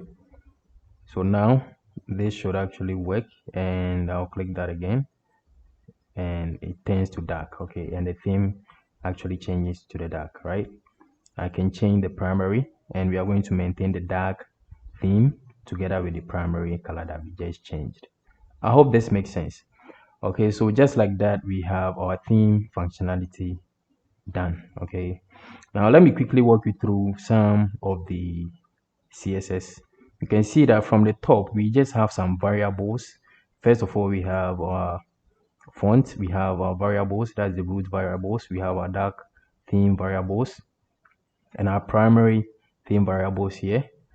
Here we are just, we are just resetting some elements. Okay, we are zeroing out margins, patterns, and all that. Some of the elements come with margins and patterns and all that.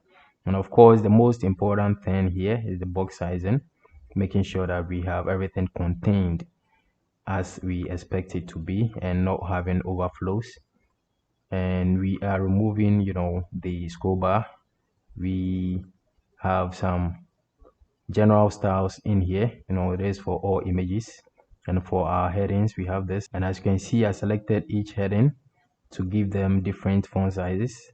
We have some general styles here for our buttons or anything that we want to look like a button. We are just going to add a btn class. So if we want the button to have a primary color, then we are going to add another class of primary, and it goes on like that. Okay, so those are for the general styles. Now if you come here, you can see that now I have some comments. Okay, so these are going to be specific to the different sections and pages of the applications. For instance, the register and the login pages have these styles, right?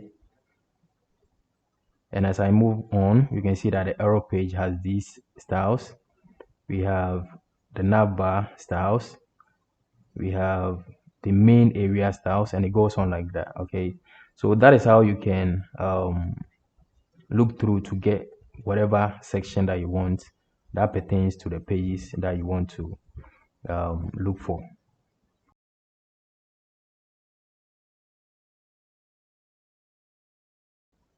All right, so the next thing we want to work on should be this main area. Okay, so we should have a form here to be able to create posts. We should have the for you and the following buttons here so that we can toggle between the posts for you and the post of the following or the people that we are following, and we will have all the posts down here. Okay, so let's go ahead and actually work on that real quick, and that will be, I think that will be in the home page. First off, I'm going to go ahead and have some states here. So I'll say posts and set posts, use state, and this will be an empty array. We'll have is loading, set is loading, use state, and it will be false initially, set error, use state, and it will be an empty string, And lastly, I'll have my token coming from, the user slice. Okay, so, or the store, the Redux store, right? So that will be use selector, you're taking a state user, current user, the token. Perfect. Yeah. All right. So once we have this, let's go ahead and actually, you know what? I'm going to have this in a section with a class of main area. Oh, yeah. Perfect. And the first thing we want to do is to actually be able to create a post. Okay. So I'm going to have that as a component. So let me have a create post component. So create post.jsx, and here I'll say create post. Okay, that has been imported automatically, and I actually have two props on this component. Okay, so on create post should actually have the function create post, which we don't have yet, and I'll have error, which should be the error state. Okay, so let's have the create post function, which should be an asynchronous function that takes in a data. And first of all, I'll set error to be an empty string in case we had a previous error, and I'll try catch in here, and here I'll say set error to error. Let me actually do err. So error response data message. Okay, right now in here what we want to do is to send a request to actually create the post. Okay, and so I'll do response be equal to await Axios. Of course we need to bring in Axios, so let me go ahead and actually import Axios from Axios. So Axios.post, because this is a post request, I'll have this in a template literal, and we need our our backend or API URL, which is http localhost 5000 API. And so import meta env Vite API URL / post. All right, now of course we need to pass in the data, and we need credentials. Remember, this is a protected route that we are trying to hit, and so with credentials is going to be true, and we need some headers as well, and that will be authorization of bearer, and then we pass in the token. I hope that makes sense.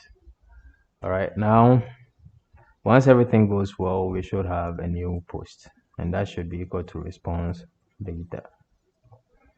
Okay, so once we get a post, what we want to do is to actually add the post to this post array. Okay, this post state. All right, so I'll say set post, and that will be an array of new posts, and then we will spread the old state, which is the posts. Perfect. All right, so that is the create post function, and so of course we have it here already. And so let's hop into the create post component. Now let me just see what we have so far. Okay, so nothing crazy, but we should have a form here. And before I forget, I want to restructure the on create post and the error props that we passed in from the home. Okay, we had on create post and the error prop, right? So we have that. Now let's go ahead and actually have the form. So I'll have a form here with a class of create post, I don't need an action, but then I'll add enc type of multipart / form data, and on submit I'll actually call create post function, right? So let me have that function. So const create post, and I'll pass in an event, and I'll say event.prevent default, and I'll do some more things here, but let's keep it like this for now. Okay, let's go on and actually have something in the form. And what do we need? Of course, in case of any error, I want to actually show that error.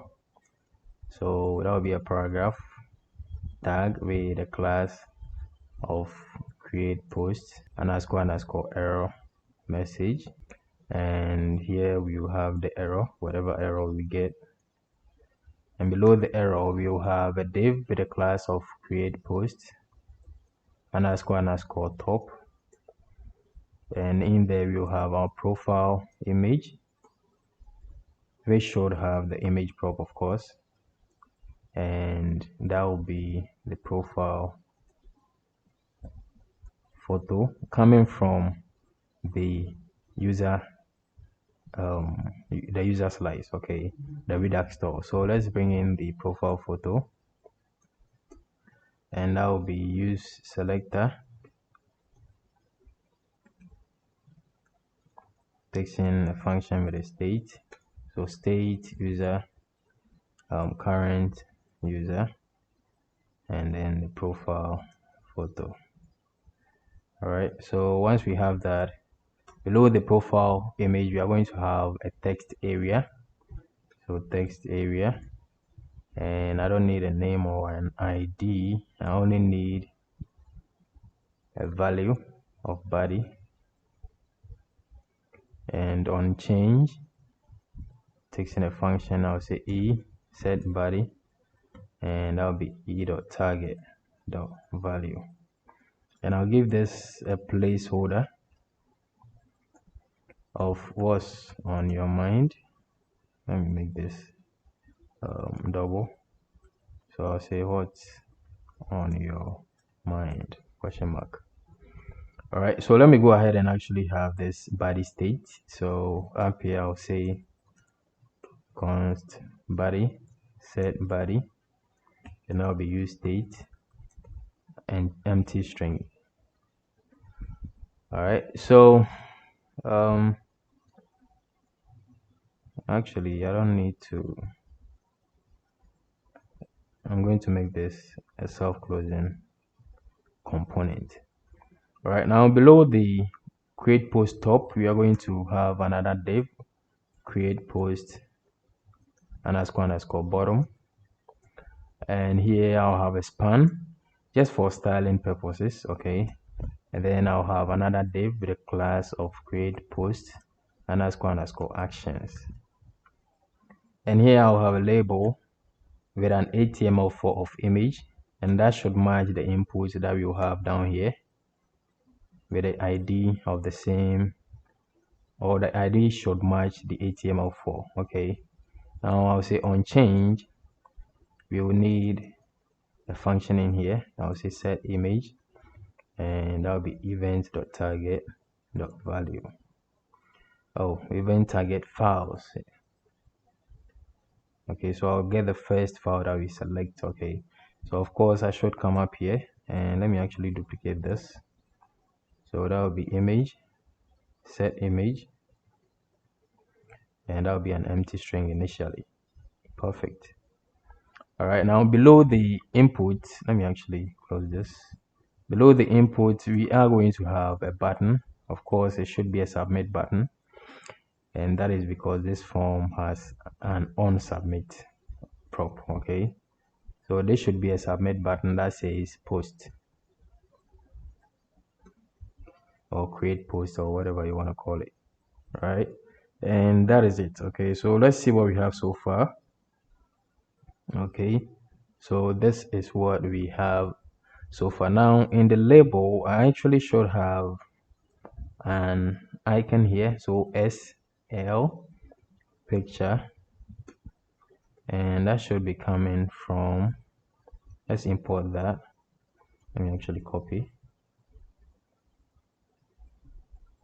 Let's get that from React Icons. SL.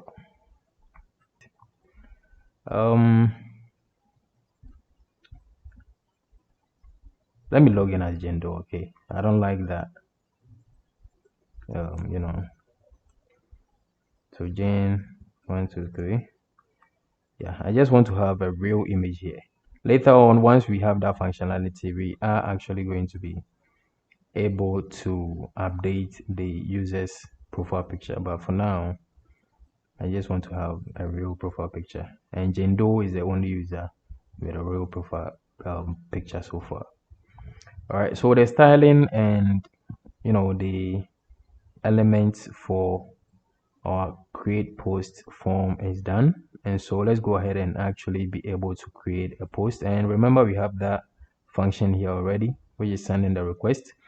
And so with the on create post prop that we are passing to the create post, we will just pass in the data, okay, the object, and we will be good to go. Okay, so let's say post data is equal to new form data, right? And say post data dot set the body, and that will be the body state. I'll do post data dot set the image, that would be the image state. And on create post, we will just pass in post data, and that should be it. Okay, and once we are done, we are going to set the body to be an empty string and set the image to be an empty string as well. I hope that makes sense. So that is all we need to create a post. Let me actually have the function. Let me have a comment, sorry. Function to create post. I'll have that same comment here.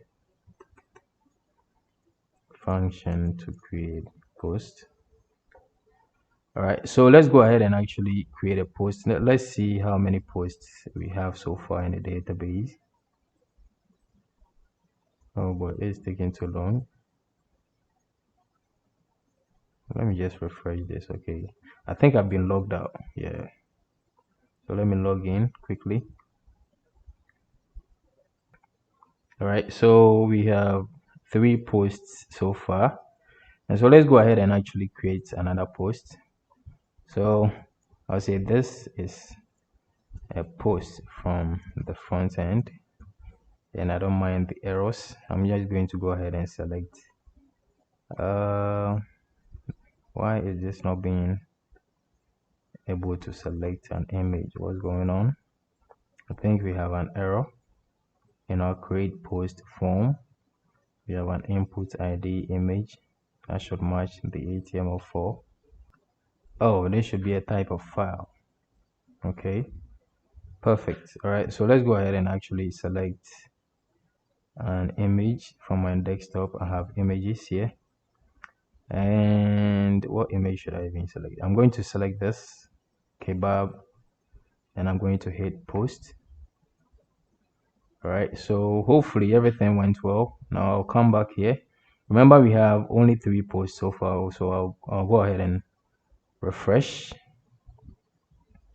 And yeah, perfect. So we have 4 posts now. Okay, and I'll just go ahead and make sure that's the same image we selected. So I'll copy the URL, and boom, that's the same image we selected. Okay, so everything is working exactly as expected, which is perfect, but we are not seeing the post on the screen. Okay, so let's go ahead to actually get the posts from the database, right? And so right here, I have to come back home. I think we are actually done with the create post, so I'm just going to close it and come back home. So let's go ahead and have a function down here. I'll say function to get posts. Of course, that will be, I'll say get posts. That's going to be an asynchronous function, of course. First of all, I'll set its loading to be true initially once we start, getting the posts, and I'll have this in a try catch. In case of any errors, I'll say, you know what, I'll just log that in the console in case there's any error. Okay, and so let's go ahead and get the posts, right? So I'll say response should be equal to await. We are going to use Axios here as well, and there's a get request. So we need our API URL. So import meta env vite API URL / posts. Okay, and that's it. That's all we need. Of course, since this route is protected in the backend, we need to add credentials. So with credentials is going to be true, and our headers, we are going to have authorization of bearer token. So bearer, and then we have to put in our token. Perfect. All right, now once everything goes well, we are just going to set posts to be the response data, and hopefully everything goes well. And of course we have the function, but nothing will happen unless we actually instantiate the function. So we are going to do that in a use effect.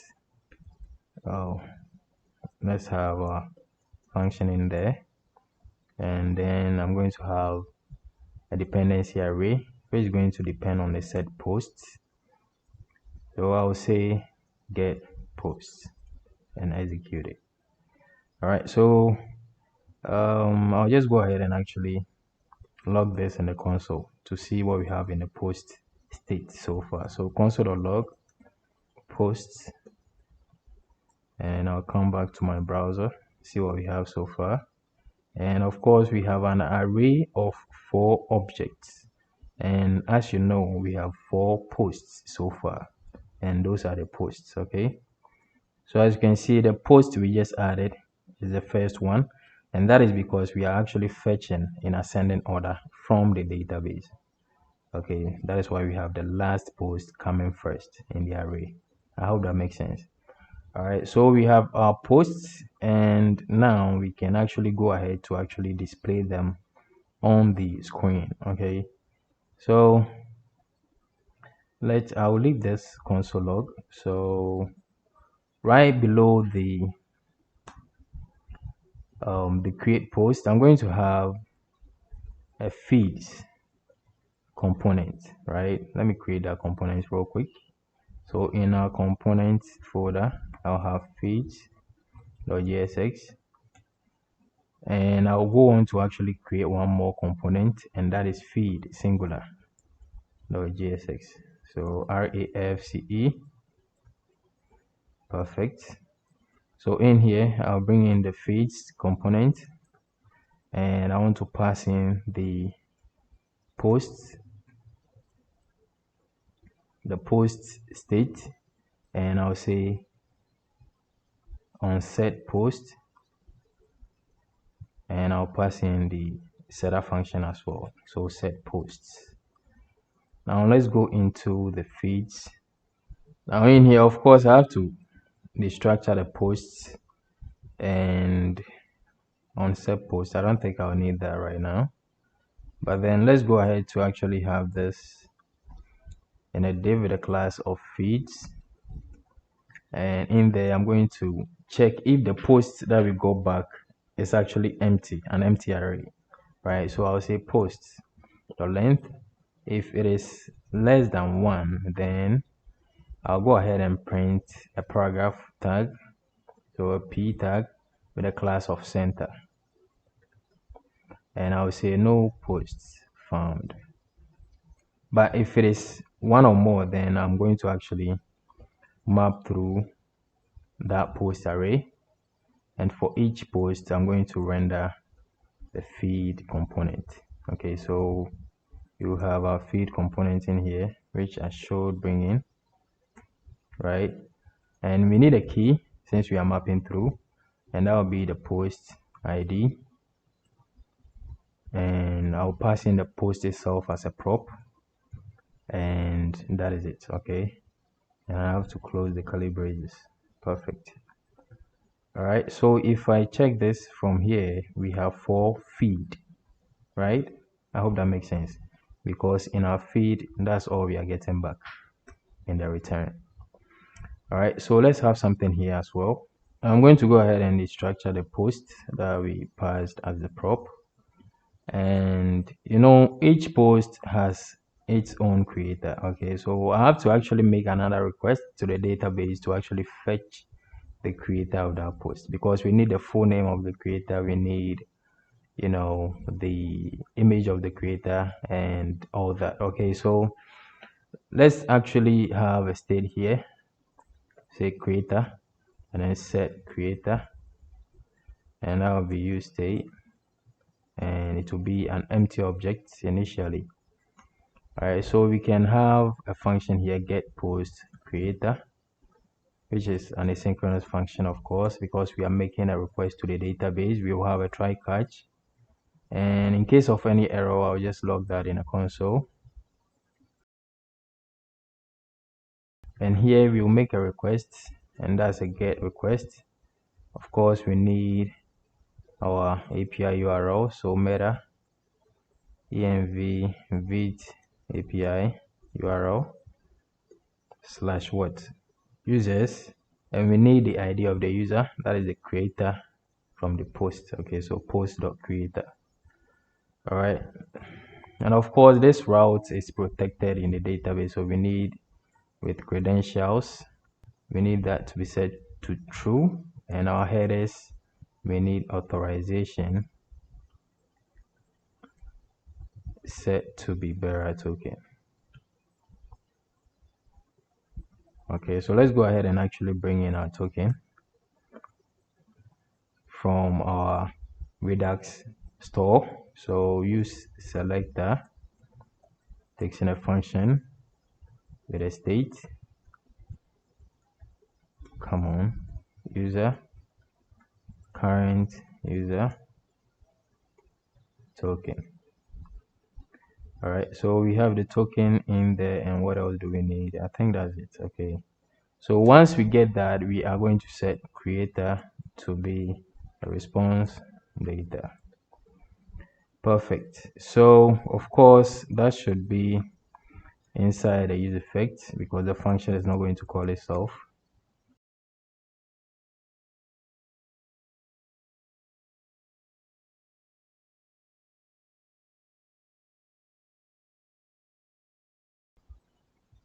Okay, now in here we are going to have an article tag that's in the return. Let's have an article tag with a class of feed singular. Come on, let's have an article tag with a class of feed, and in here let's have a header with a class of feed __ header, and we'll have our link coming from React router DOM, and that should be going to, of course we need a template literal, so this should be going to /users / the ID of the user, and that should be the post creator. And let's actually give this a class of feed, and that should be outside of the curly braces. So class name of feed header profile. Now in this link we are going to have the image of the creator, that's the post creator. Okay, so let's have that profile image component in here and pass in the image prop, and that will be the creator dot profile photo. Maybe I'll show you whatever we get from the the creator later. That's whatever we get from the database, and that's where we are getting this profile photo. And so below that we'll have a div with a class of feed __ header details, and an h4 which will have the name of the creator, so full name, and below that we will have a small tag, and this is going to have time ago. So this post was created 2 minutes ago, 10 minutes ago, and all that, and that should be coming from our React time ago. So let's actually go ahead and import that. And I think that's all we need. This needs a date, so I'll just pass in the post created at, and I'll go ahead and close this as a self-closing tag.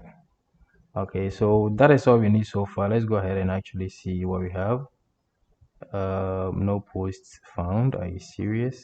All right, I'll go ahead and see what we have in the console. And for some reason, we are getting an empty array. Let me log out and log back in and see what we have. Okay, so my internet is actually disconnected. Perhaps that's why. I'll just go ahead and reconnect my internet.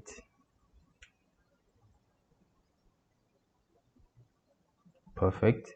And log back in. Jane123 is the password, and boom, we have this. Okay, so we do have some issues.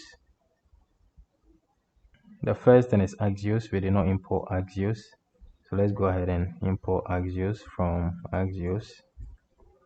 Okay, so that's been taken care of, and now we do not have any errors, right? I'll go ahead and refresh this, and we literally have no errors.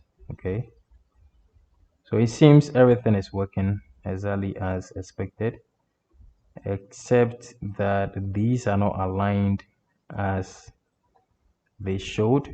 By the way, the reason why we only have the time on the first post or the most recent post is because I initially, remember in the data in the API, I initially did not have the created at on the, on the model, on the post model, right? That is why this post is the only one that has the created at and the updated at added to the post. Okay, the rest you can see that they do not have the created at and updated at. Okay, so maybe later on I'm actually going to delete these three so that we create more posts that have the model that we updated. I hope that makes sense. They should be in a row, right? And so I'll go ahead and actually correct that. I think I misspelled some things. So we have feed header profile. Let me just go ahead and correct this real quick. Feed header. We have feed header profile. Oh, this should be double underscore. All right, so yeah, this is how it should be. Perfect. So now let's go ahead and actually continue. And right below this link, I'm actually going to, let me first have a state show.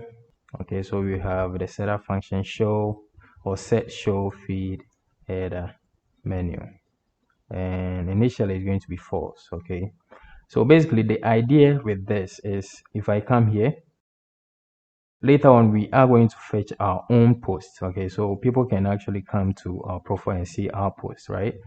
So if I come to my profile and I have my posts here, I should be able to edit those posts and actually be able to delete them as well, right? So I want to show the menu to be able to click that edit or delete button in case one, I am logged in as the creator of that post or those posts, and I am actually here in the profile, page. I hope that makes sense. All right, so let's go ahead and actually do that. And so down here, right below the link, I'm going to say if show feed menu is true and user ID is equal to the post creator. That means if I am the one that created the post and the location dot path name. If that includes users, then I'm going to show a menu. Okay, so I have menu with a class of feed header menu, right? And this will have a button with an on click. So let me have a button, and on click of this button we'll call show edit post modal, and then we'll say edit, and below that we'll have another button, and this will be delete post, and we'll have delete in here. Okay, I'll go ahead and close this with the curly braces, and let's go ahead and bring in the user ID and have location as well. So with the user ID, I'll just go ahead and duplicate the token. I'll say user ID and have the ID from the Redux store. And for the location, I'll say location should be equal to use location and execute that. Okay, and I think that should be it, right? Perfect. All right, so I think we can move on, and below the header we are going to have something in a link, and that's going to be the image and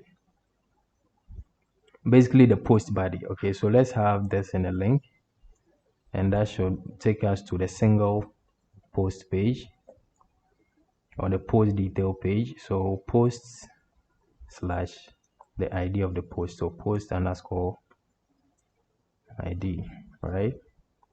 Let's actually give this a class name. That should be outside of the curly braces. So class name should be feed underscore body. Close this. So in the link, I'm going to have a paragraph, and in this paragraph I'll have the,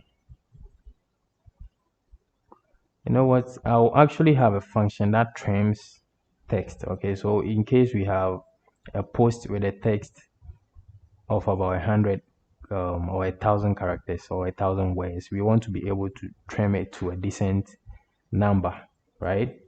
But if we click to actually view the post details, then we are going to show the entire text. I hope that makes sense. But for now, let me just go ahead and have the post body. Okay, and let's move on. I'll actually trim it later on. So I'll have a div here with a class of feed images or feed image, and we will have our image, and the source will be post image, and I'll leave the source and I'll leave the alt blank. Okay, so now if I save this and come back to our home, we actually do have our images. Okay, we do have our images. All right, now let's continue, and below this link I'm actually going to have a footer and give that a class name of feed footer, and I'll have a div with a class. Actually, I'll not have a class with this one, so let's say like this, like post, and that is a component I need to create, and that will take a post prop, and I need to just pass in the post, and I'm going to close this. Below that we'll have a button with a class of feed underscore footer comment, and we'll have a link that will take us to posts and the ID of the post. So basically we will be going to the single post page or the post details page, and I'll close this and have my icon, that is FA, and then close that. Of course we have to bring that in, so I'll just copy this for now. And lastly, I'll have a small tag that's going to have post comment length. Okay, so basically the number of comments that we have on that post. And lastly, below this button I'm going to have another button, share. So let me go ahead and bring in those two icons. Let's import this from React icons /fa, and the other one was what? Let me just duplicate this, paste, and this will be IO. We should go ahead and create that component like this, like post.jsx refce. I think that was the reason. So I'll come back and refresh, and we still do have an error. What is that? It's not defined. Okay, we have it, but we did not import it. So perfect. Now this should be resolved. Posts, it's not defined. Feed 60.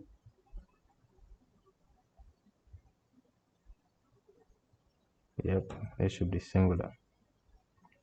So I'll just refresh this one more time. Okay, so now everything is working exactly as expected. Okay, we are going to work on this, so don't mind that.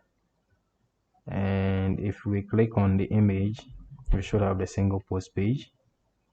If we click on this, we should get to the user of the post. That's the profile of the creator of the post, and everything is working exactly as expected, right? So just so I don't forget, I am actually going to go ahead and work on the trimming of the paragraph. Okay, so let me actually have that inside of my helpers. Okay, my helpers folder, and I'll say trim text.jsx. Okay, you can just make that a JavaScript function without making it a JSX. So refce, and in here, of course, I need the item or the paragraph that I need to trim, right? And I need the maximum length that I want to trim it, right? So here I'm actually going to return React fragment, and in there I'll say item, the item that I'm trimming, the length. If it is more than the maximum length, I'll say item the substring from 0 to the maximum length, and I'll add some dots just so people know that that's not the entire length. Otherwise I'll show the entire item. I hope that makes sense, and this is what we need. So I'll just come back to the feed and I'll copy the post body, or I'll cut it, and in here I'll bring in my trim text and then have my item prop passing the post body, and then the maximum length I'll do 160 characters. Okay, so that's what we need. And now if I go ahead to actually edit this, for instance, let me actually just go to lorem ipsum and grab some text from here. There's definitely more than 150 or 160 characters, so I'll just edit this and then paste that in the body. Okay, and then save or update. Perfect. And now if I refresh, you can see that this has been trimmed. Okay, and so I'm going to open the like dislike post. I'm going to close this one, and even I'm going to close the root, I'll close the theme, I'll close the CSS, close the HTML, the sidebar. Perfect. I'll go ahead and have my props in here, and let me have a post state, and then set post. So use state, and the initial is going to be props dot post. Okay, so that's the initial value, and what I want to do is to actually have something, but before that let me actually have the user ID from the Redux store. So use selector takes in a function with a state. So user current user dot ID. I need a state for whether or not the post has been liked. So I'll say post liked and set post liked. We are going to check if the post likes includes the ID of the current logged in user. Okay, so user ID, right? Remember, each post has a likes array. Okay, let me show you that real quick.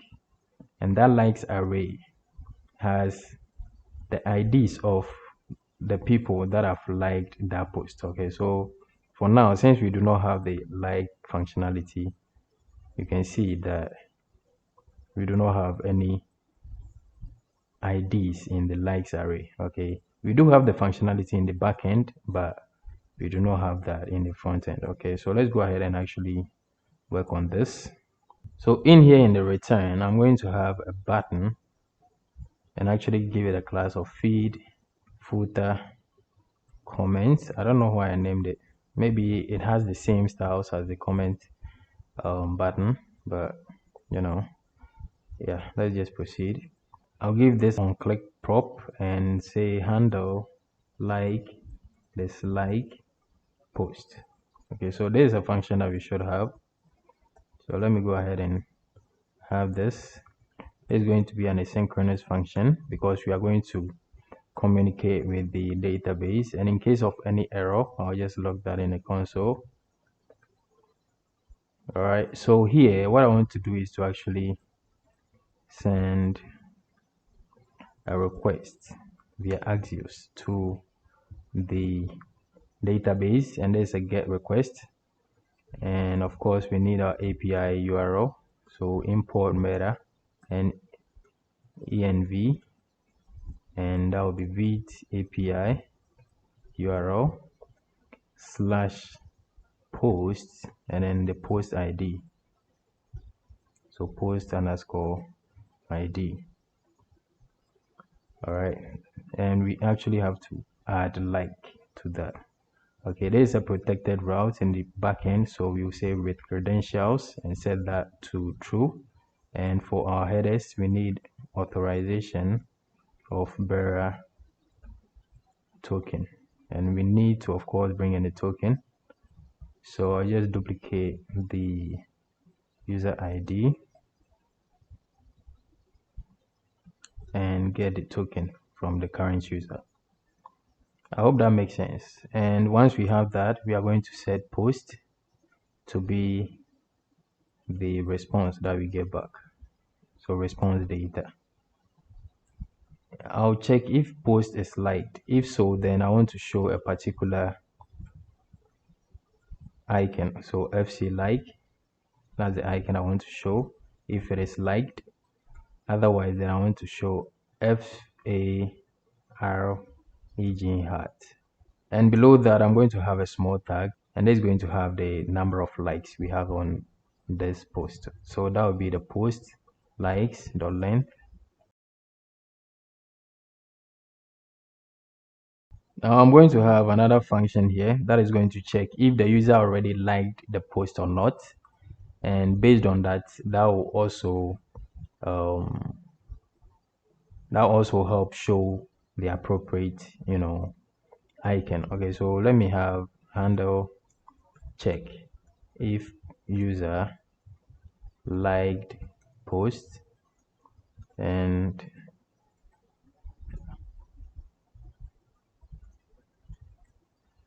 here I'll say if post likes includes the user ID.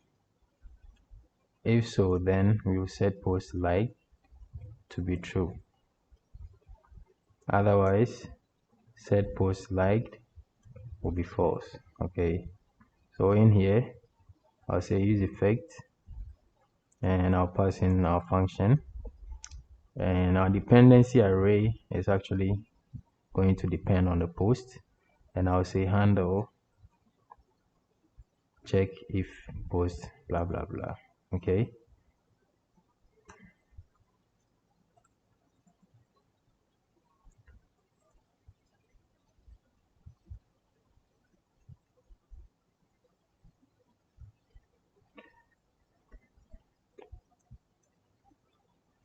all right, so with this, let's go ahead and actually try liking and disliking a post. Of course, we have an error.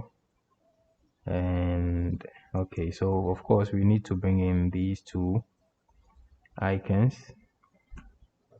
So let's import that from React icons /fc in this case, and the second one will be from fa. So paste and fa. Save this, and now everything hopefully should work as expected. So I'll go ahead and like, and the post has been liked, and if I dislike, it has been disliked. Okay, so that is working perfectly. All right, now we should move on to the next thing, and I think right here in the feed I forgot to actually add the bookmark. We should have a bookmark button here that can enable us to actually bookmark a post. So let's have bookmark. They should actually be a separate component. So let me create the component first so that we auto import it. Bookmark post.jsx RAFCE. So bookmark post, that should be imported by default, and that needs the post. So let's pass in the prop and pass in the post. Perfect. All right, so what should we work on next? Perhaps we should work on the bookmark post, and right after that we are going to work on the single post and the post comments. Okay, so let's work on the bookmark post right away. Let me go ahead and have some states here. I have a user state and then set user, of course. Use state, and initially it's going to be an empty object. We'll have another state of post bookmarked, okay, or you can call it as post bookmarked, but I would say post bookmarked, and then set post bookmarked. Initially it's going to be user, so the user that we have, the bookmarks, if that includes the post ID, okay, then that means this post has already been bookmarked. But in our case, we just have to go ahead and actually make a request to get the user from the database, and from there we are going to check if this post actually belongs in that bookmarks array of that user, okay, of the current logged in user. All right, so let me actually bring in token and the user ID. So user, actually use selector, takes in a function and a state, user, current user, and then the token. I'll just duplicate this to get the user ID. So let's go ahead and actually get user. Of course, it's an asynchronous function. We need a try catch. In case of any error, I'll just log that in the console. And so I'll say response, wait, axios, get, and we want to get our user. So let's bring in our Vite API URL /users / the user ID. All right, now of course with credentials is going to be true, and we need some headers, and we will say bearer, come on, token. Wait a minute.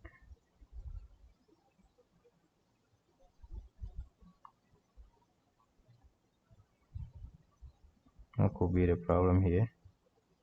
Oh, authorization. Bearer token. Perfect. All right. So whatever we get back, that will be the user, and we are going to set user to be the response data. Right. So I'll just go ahead and actually have a use effect and then pass in our function and our dependency array. And with this, we're actually going to pass in the user and the post bookmarked as the two elements in the dependency array, and we'll get user. With this, let me actually have something in here in the return. So I'm just going to have a button with a class of feed footer bookmark. Let me add an on click prop. So on click, we actually want to be able to create bookmark. Okay. Now in here, if the post is already bookmarked, there's an icon we want to show.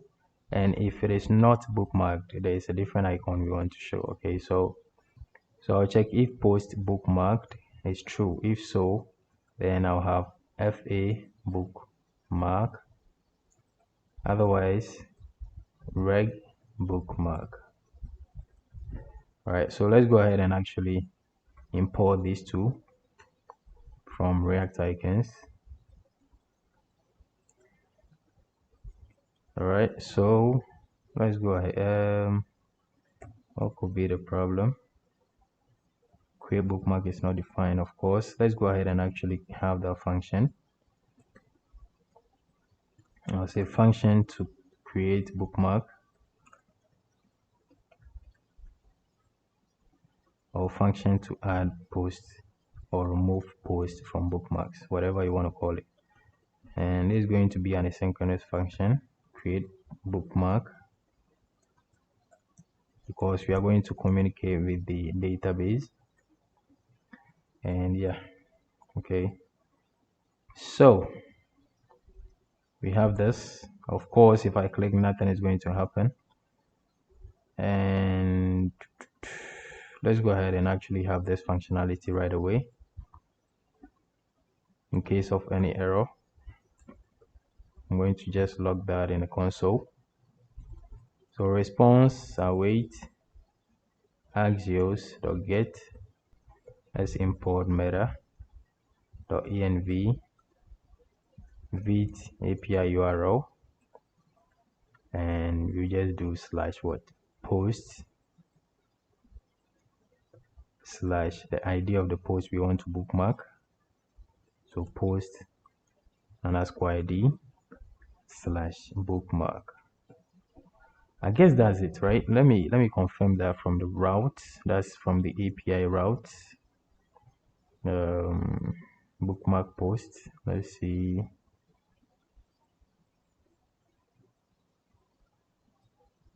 Okay, create bookmark. Okay, so that's the actual route. Perfect. All right, and of course we need, with credentials, we need that to be set to true, and our headers authorization is going to be bearer token. Right, and once we bookmark the post, we are going to go ahead to check if response data bookmarks. So we basically are going to get the user back, okay, because it's the user we are trying to update, right? So we say if that bookmarks array includes the post ID, so post underscore ID, if that is included, then we are going to set post bookmark to be true.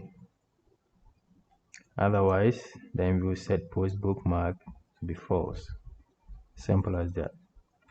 All right, so now we should be able to bookmark a post. I click, and hopefully we do not have any errors.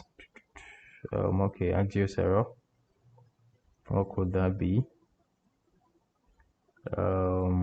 Failed object ID. Interesting. Oh, of course, we need to destructure the post. Okay, remember from here we are passing the post prop, right? So we need to go ahead and destructure that. Perfect. So now I'll just reload this. I'll just refresh the page and I'll hit this one more time. And of course, we have been able to bookmark a post. So if I go ahead and refresh, that's in the users collection, Jendo should have right here.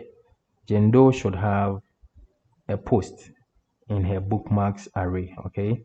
Now I'll go ahead and hit that one more time. That's here. I'll go ahead and remove that from the bookmarks.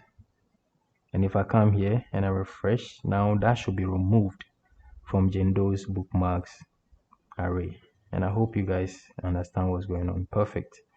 So everything is working exactly as expected, guys. So we can we can bookmark, we can do all that.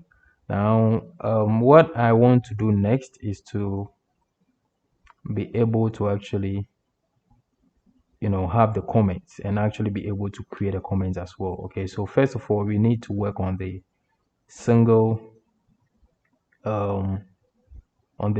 post page.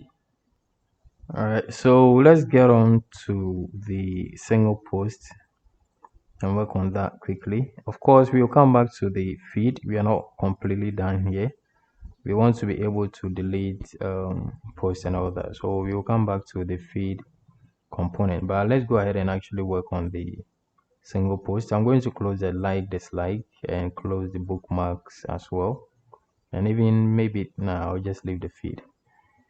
All right, so here I'm actually going to have some states. So let me have, of course, here we need the ID of the post, okay, from the request params. So in this case, we are using use params from React router DOM. So let ID be equal to use params, and we'll get the ID of the post that we want to get. Okay, so let me have a state post set post and use state. Of course, initially it's going to be an empty object. I'm going to have a state for my comments on the post as well. Use state, and initially it's going to be an empty array, and we should be able to actually send or add a comment as well, and the data or the body of the comment, I'll just call that comment. Okay, so set comment as well, use state, and initially it's going to be an empty string. All right, now here in the return, what I'm going to have is a section with a class of single post, and let's have a header with a class of feed header, and I'm naming it feed header because I want to inherit the styles of the feed header. Okay, that's from the feed. I hope that makes sense. And let's have profile image. Of course, we need the image prop in here, so image, and that will be the post creator profile photo. Okay, but first, you know what, let's go ahead and actually get the post from the database. Okay, so I'll say get post from DB, and so let's have get post, a synchronous function, of course, because we are going to communicate with the database.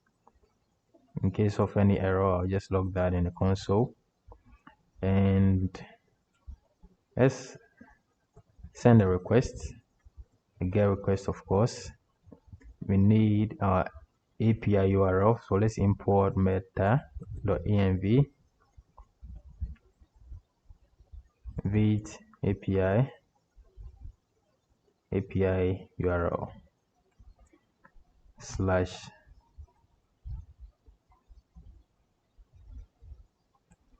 post, and then the ID of the post, so the ID that we are getting from the use params. Okay, of course, with credentials is going to be true. We need some headers, and we will say authorization should be bearer token. So let's go ahead and actually bring in our token from use selector. Takes in a function, we need a state.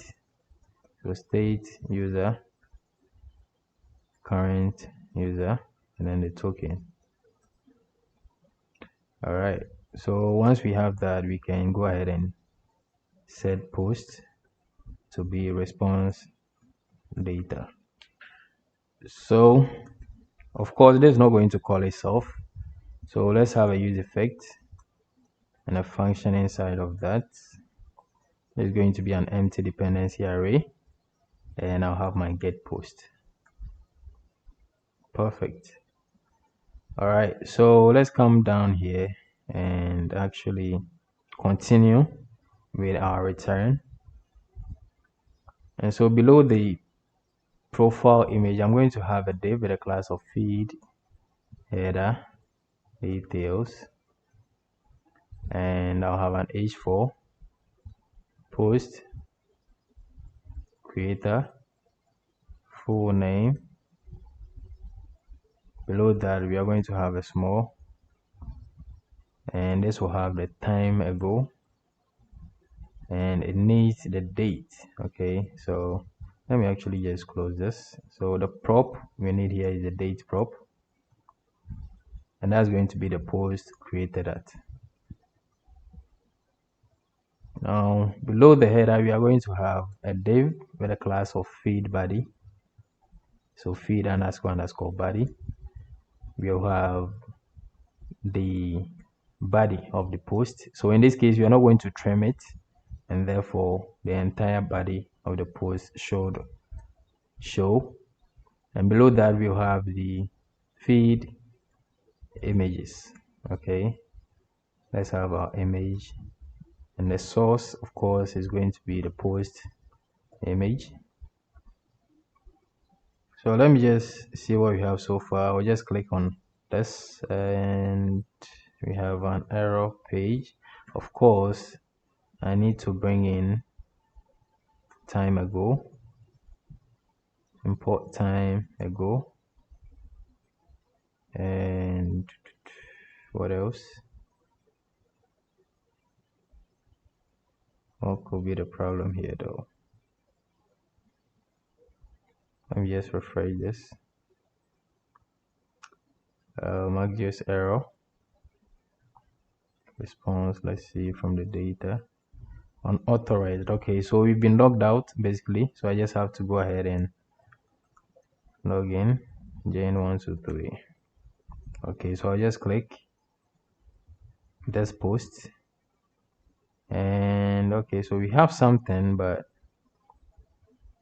that is definitely not enough. All right, so I forgot to await this. Okay, that is why we are having a few issues. All right, so now of course this is what we have. I don't know where this bug is coming from, but you know what, let me just proceed, and I'll figure that out later on. Okay, so right after the body, we are going to have a footer. So let's have a footer in here. Let me actually give this a class of feed footer, and we'll have a div. This is actually not going to have any class. So let's have post likes. If you have any likes, then like this like post, that component will be here. And of course we need to pass in the post, prop. Below that you have a button.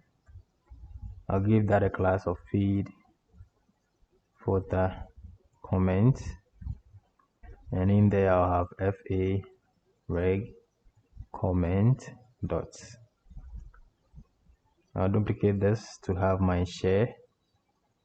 So IOMD share, and here I'll just say share. Okay, so let me go ahead and actually bring in these icons. Let's import that from React icons /fa. I'll bring in the share as well. Import this from React icons IO. And so yeah, perfect. This is what we have. So of course here too we should be able to like and dislike our post, right? Now let's proceed.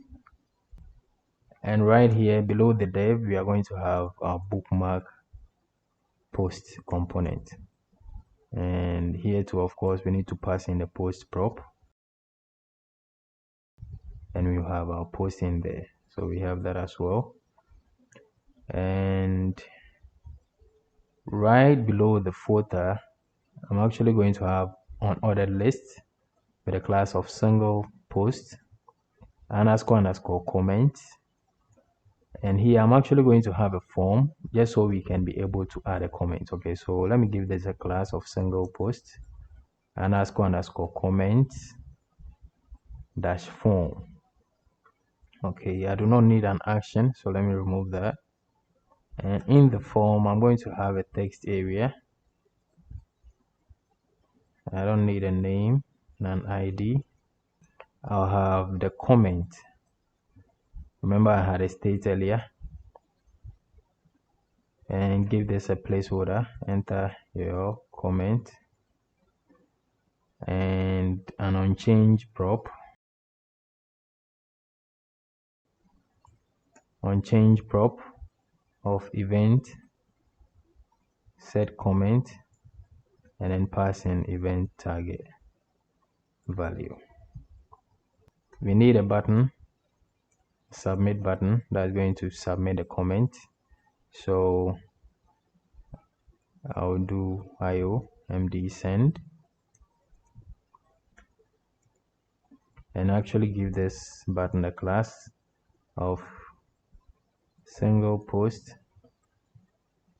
__ comments btn.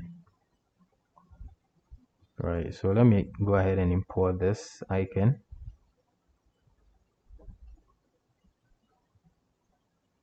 Perfect.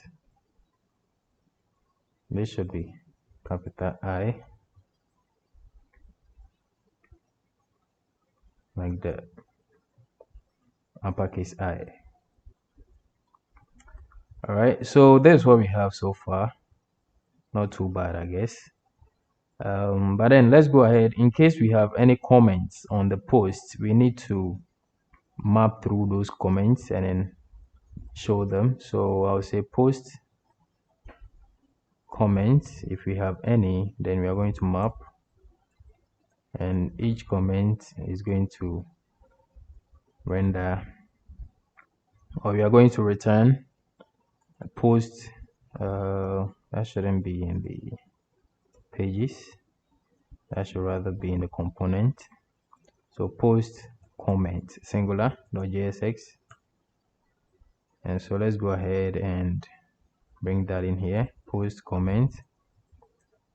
Of course, since we are mapping through, we need an ID or a unique key, so that will be the ID of the comment, and I'll pass in the comment itself for each iteration.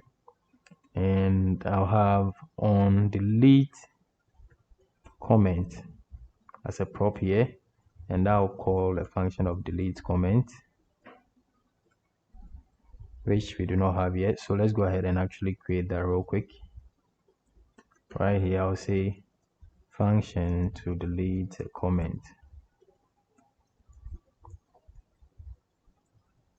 Delete comment, a synchronous function, of course, try catch, and I'll work on that later.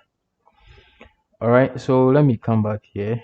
So far we do not have any comments, so yeah, but this is what we have so far. And this right here, I don't know why we still have it. It is really strange. I'll come back and make sure I have this corrected, or I have it resolved, but for now let's just proceed. Okay, let's go into the post comment. And of course, I'm going to destructure the comment and the on delete comment prop. Right, I'm going to go ahead and actually bring in my token. Use selector, takes in a function. I'll get the state user, current user, and the token of that user. And I'll bring in the user ID as well. Let me just duplicate this. So the current user ID, I'll bring that from the current user as well, from the Redux store, right? Now let me actually have the delete comment function here. And on delete comment, I'll just pass in the comment ID. Okay, that's all I need, right? And in this return, I'll have a list item, single post, comment, singular.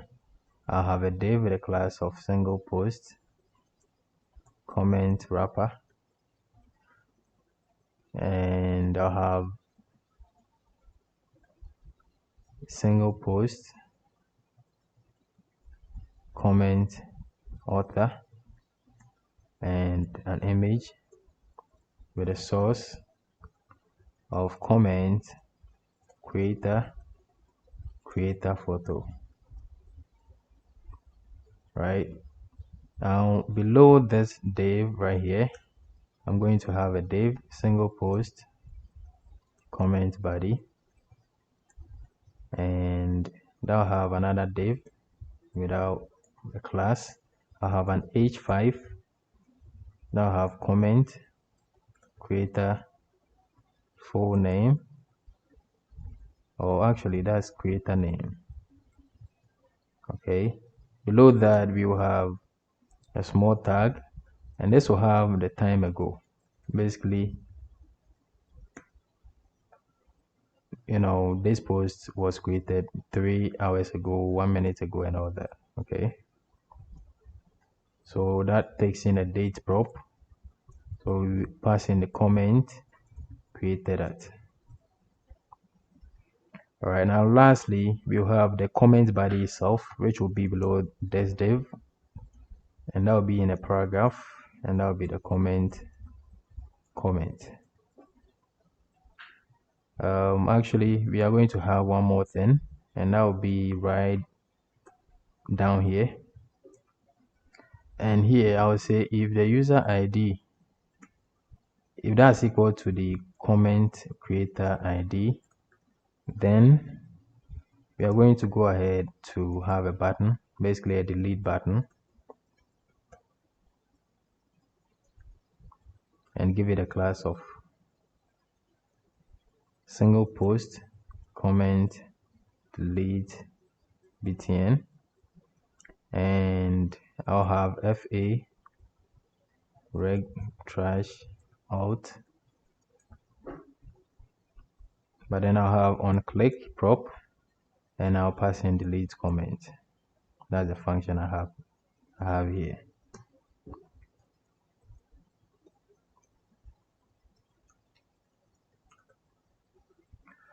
Perfect. Of course I need to close this. Yeah, that's it. All right, so I think that is it here. Of course we do not have any comments, but that is it for the structure, and I think that is it for everything we need here. So I'm just going to go ahead and close it, and we'll come back here to the single post. And now let me work on the delete post and actually have a create post function as well. So I'll say function to create post, and I'll have the create post, oh sorry, create comment. So function to create comment, not post. A synchronous function, of course.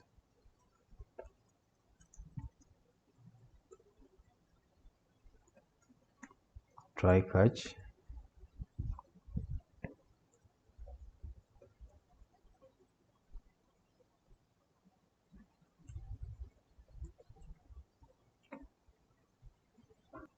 So for the create post, that should be here. So I'll say on submit of this form, I'll call the create post, sorry, the create comment a function. I hope that makes sense. All right, so let's be able to first of all create a comment. So let's await axios dot post. So this is a post request. We need a API URL.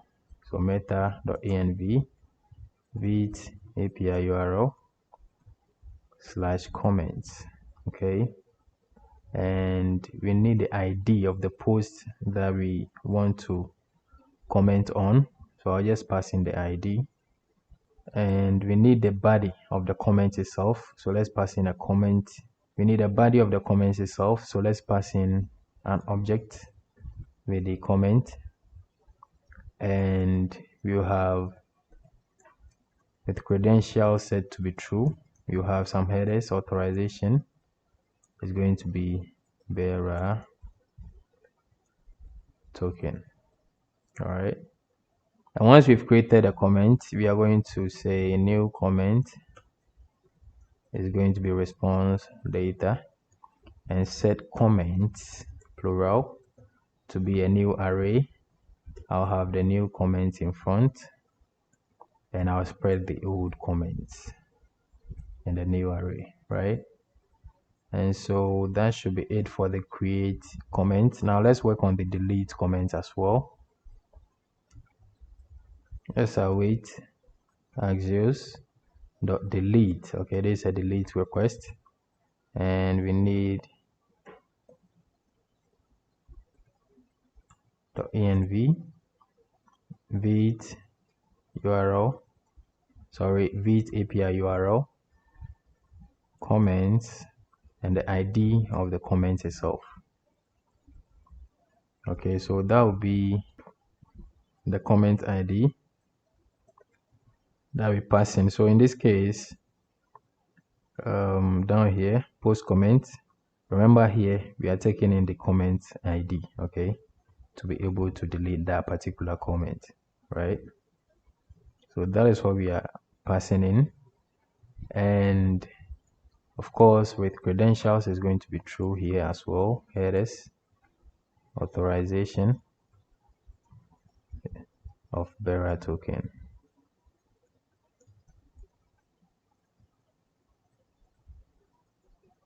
Right, so once we delete that, we are just going to set comments to be comments. That's the old state comment. We are going to filter that, and I'm just going to remove the comment we just deleted.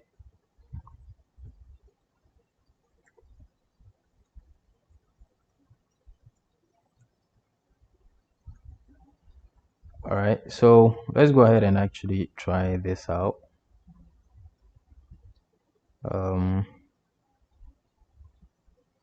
Yeah, let's go ahead and actually try this out. I should be able to create a comment. First of all, I'll say this is a new comment, and I'll add a lot of T's and send this. Wait a minute, what could be the problem here? Post comment. Okay, the trash is not defined. That's interesting. This right here, let's import that from React icons /fa.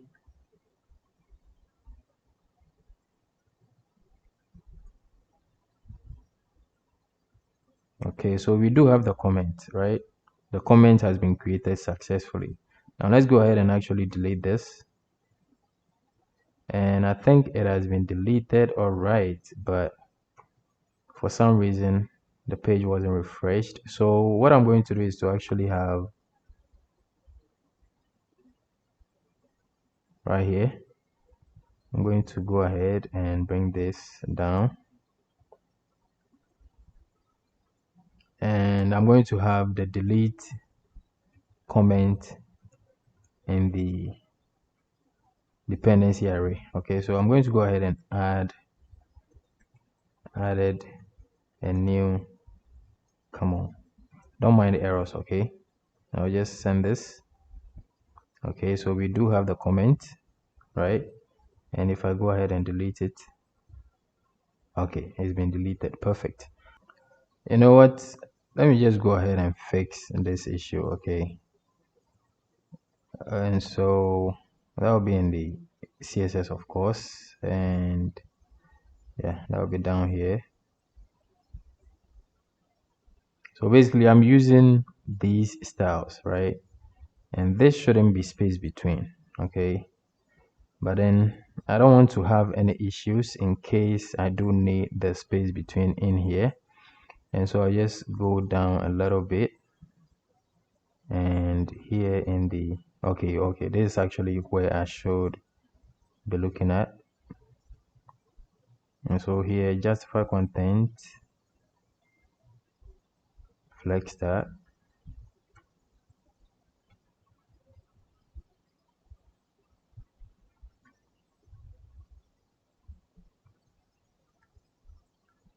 You know what, let me have a background on this just to see if that is it. And single post feed header. Wait a minute, what is happening? Single post feed header, single. Oh guys, yeah, I missed the L. Okay, so yep, that was my bad. So everything should be perfect. Nice one. What else do we need to do? I don't think we need to do anything else here. And so let's get on to actually get bookmarks. Okay, and right after that we can go on to work on the user profile. Okay, so let's get to the get bookmarks page. I'm going to close the CSS, and so bookmarks. So let's go ahead and fetch all the bookmarks from the database. Okay, the bookmarks of the logged in user, right? So first of all, I'm going to have a state bookmarks, set bookmarks, use state, and initially it's going to be an empty array. I'm going to have a loading state as well, so it's loading, and then set is come on, set is loading, use state, and initially it's going to be false, right? Let me bring in my token, use selector, state dot user, the current user, and then the token. Perfect. All right, so now let's go ahead and get bookmarks, a synchronous function. I'll say get bookmarks of logged in user. We need a try catch here. In case of any errors, I'll just log that in the console. So response is going to be Axios get, and we need our API URL. So let's import that from .env. So Vite API URL /user, or sorry, /user /bookmarks. Of course, with credentials is going to be true, and headers authorization, and we have bearer token. Let me just make sure I'm not making any stupid mistakes here. Okay, And I think we are good. All right, so once I have that, I'm going to set bookmarks to be the response data dot bookmarks. So basically we are getting a user, right? But we want the bookmarks of that user. Okay, so first of all, once I start fetching, I'm going to set its loading to be true. And once I'm done, I'm going to set that to be false. Okay. And of course, this function isn't going to call itself. So let's have a use effect and pass in our function and our dependency array, which is going to be empty. And let's call get bookmarks. All right. Now down here in the return, I'm going to have a section, and I'm not going to have any class on this. And I'm going to check if bookmarks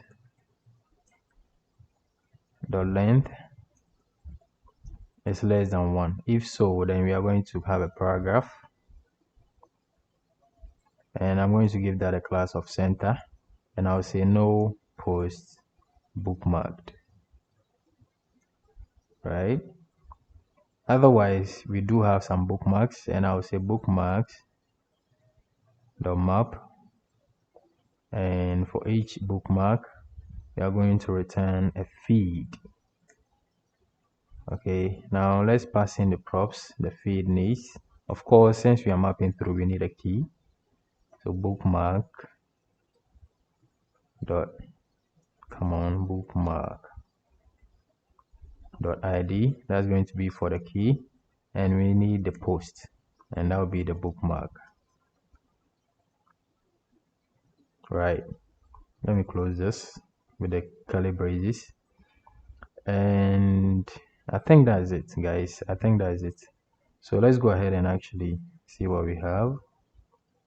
And we have nothing because we have not bookmarked any post. So let's go ahead and bookmark this post right here.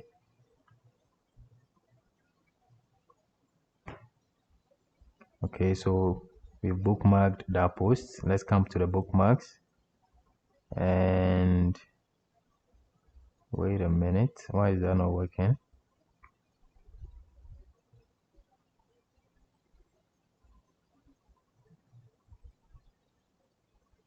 Okay, for some reason we are having an issue with the bookmarks. I'll come here and then check if Jendo has any bookmarks. Remember, we are logged in as Jendo, and Jendo does have a bookmarked post. So why is that not working?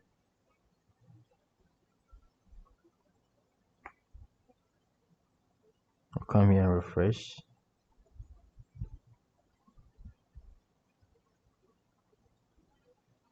And now she still have that same post. So what is going on? You know what? I'm going to log that in a console, right? Let me just go ahead. Console.log bookmarks. And let's see what we have. Axios error.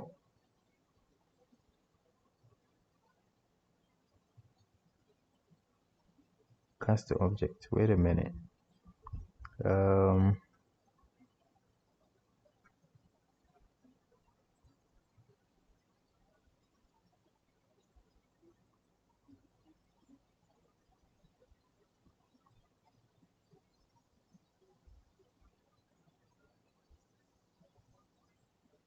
Bookmark post 20. Okay, so let's see what we have in a bookmark post.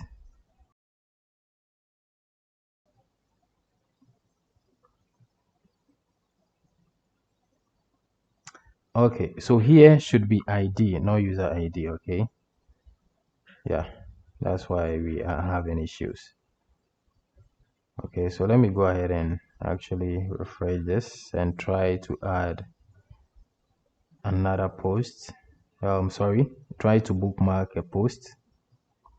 So I'll click this and the post should be bookmarked. Come here, refresh, nothing happens. And this is so strange, guys. Okay, use the default value, single post.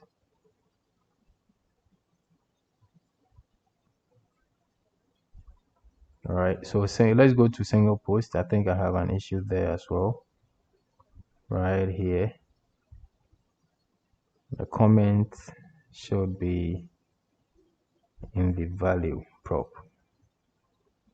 So I'll pass in the comments like that. And I'll make this a self-closing component. And for some reason, when I click for the first time, it doesn't work. Let's come to the bookmarks.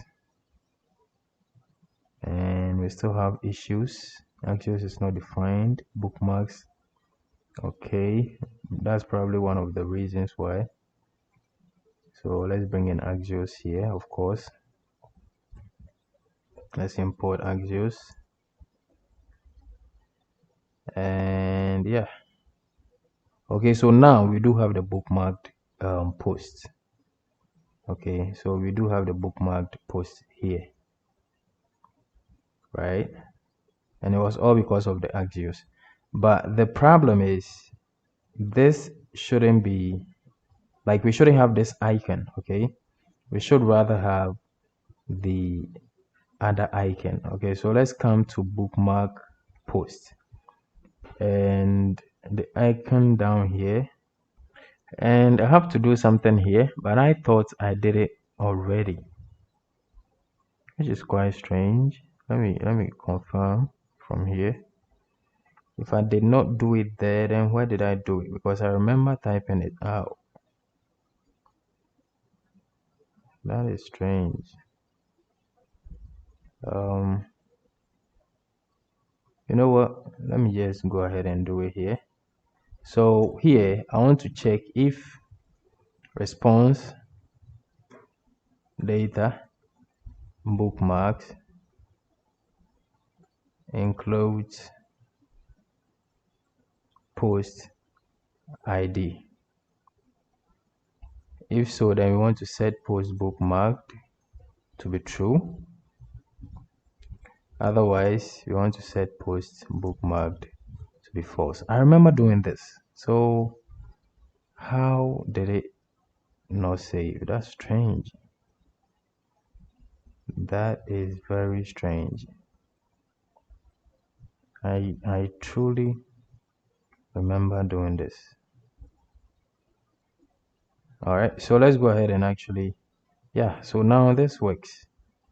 Okay, now let me remove this. Of course, let me confirm that we have it here. So let me go ahead and remove it from the bookmarks.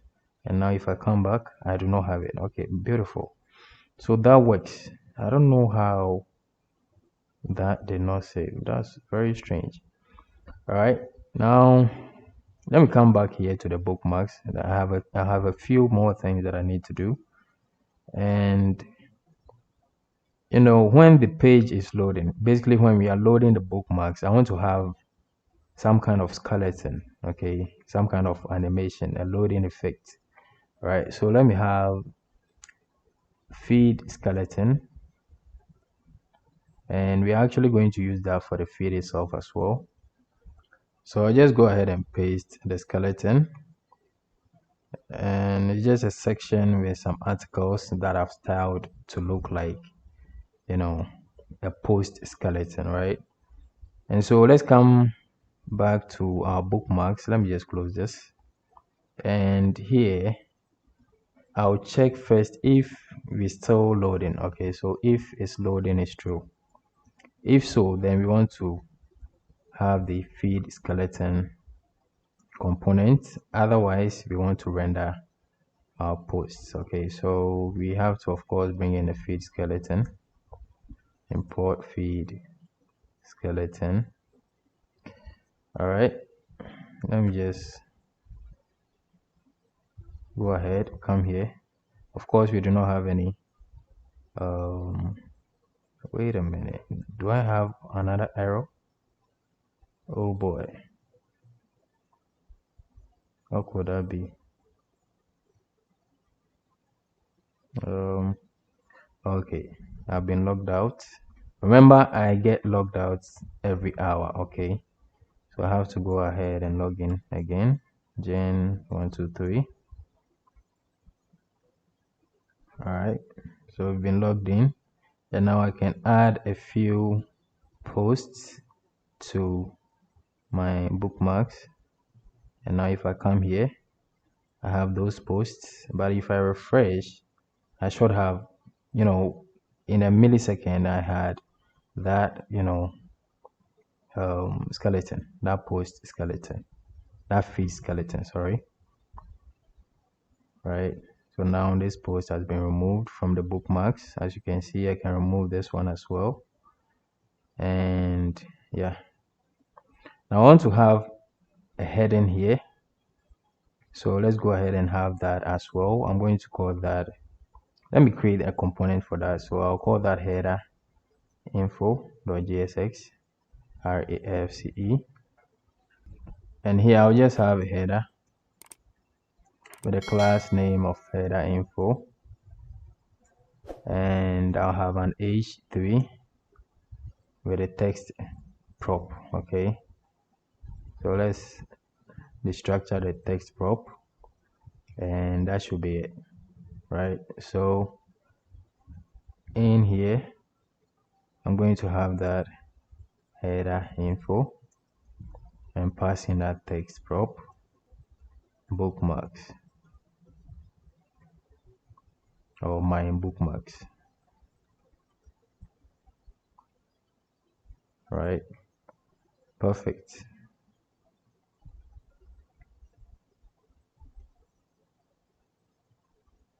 I can go to the single post. Wait a minute. Okay, so we have an issue here that we need to fix, and we'll fix that later. Okay, but now let's just move on to the profile page.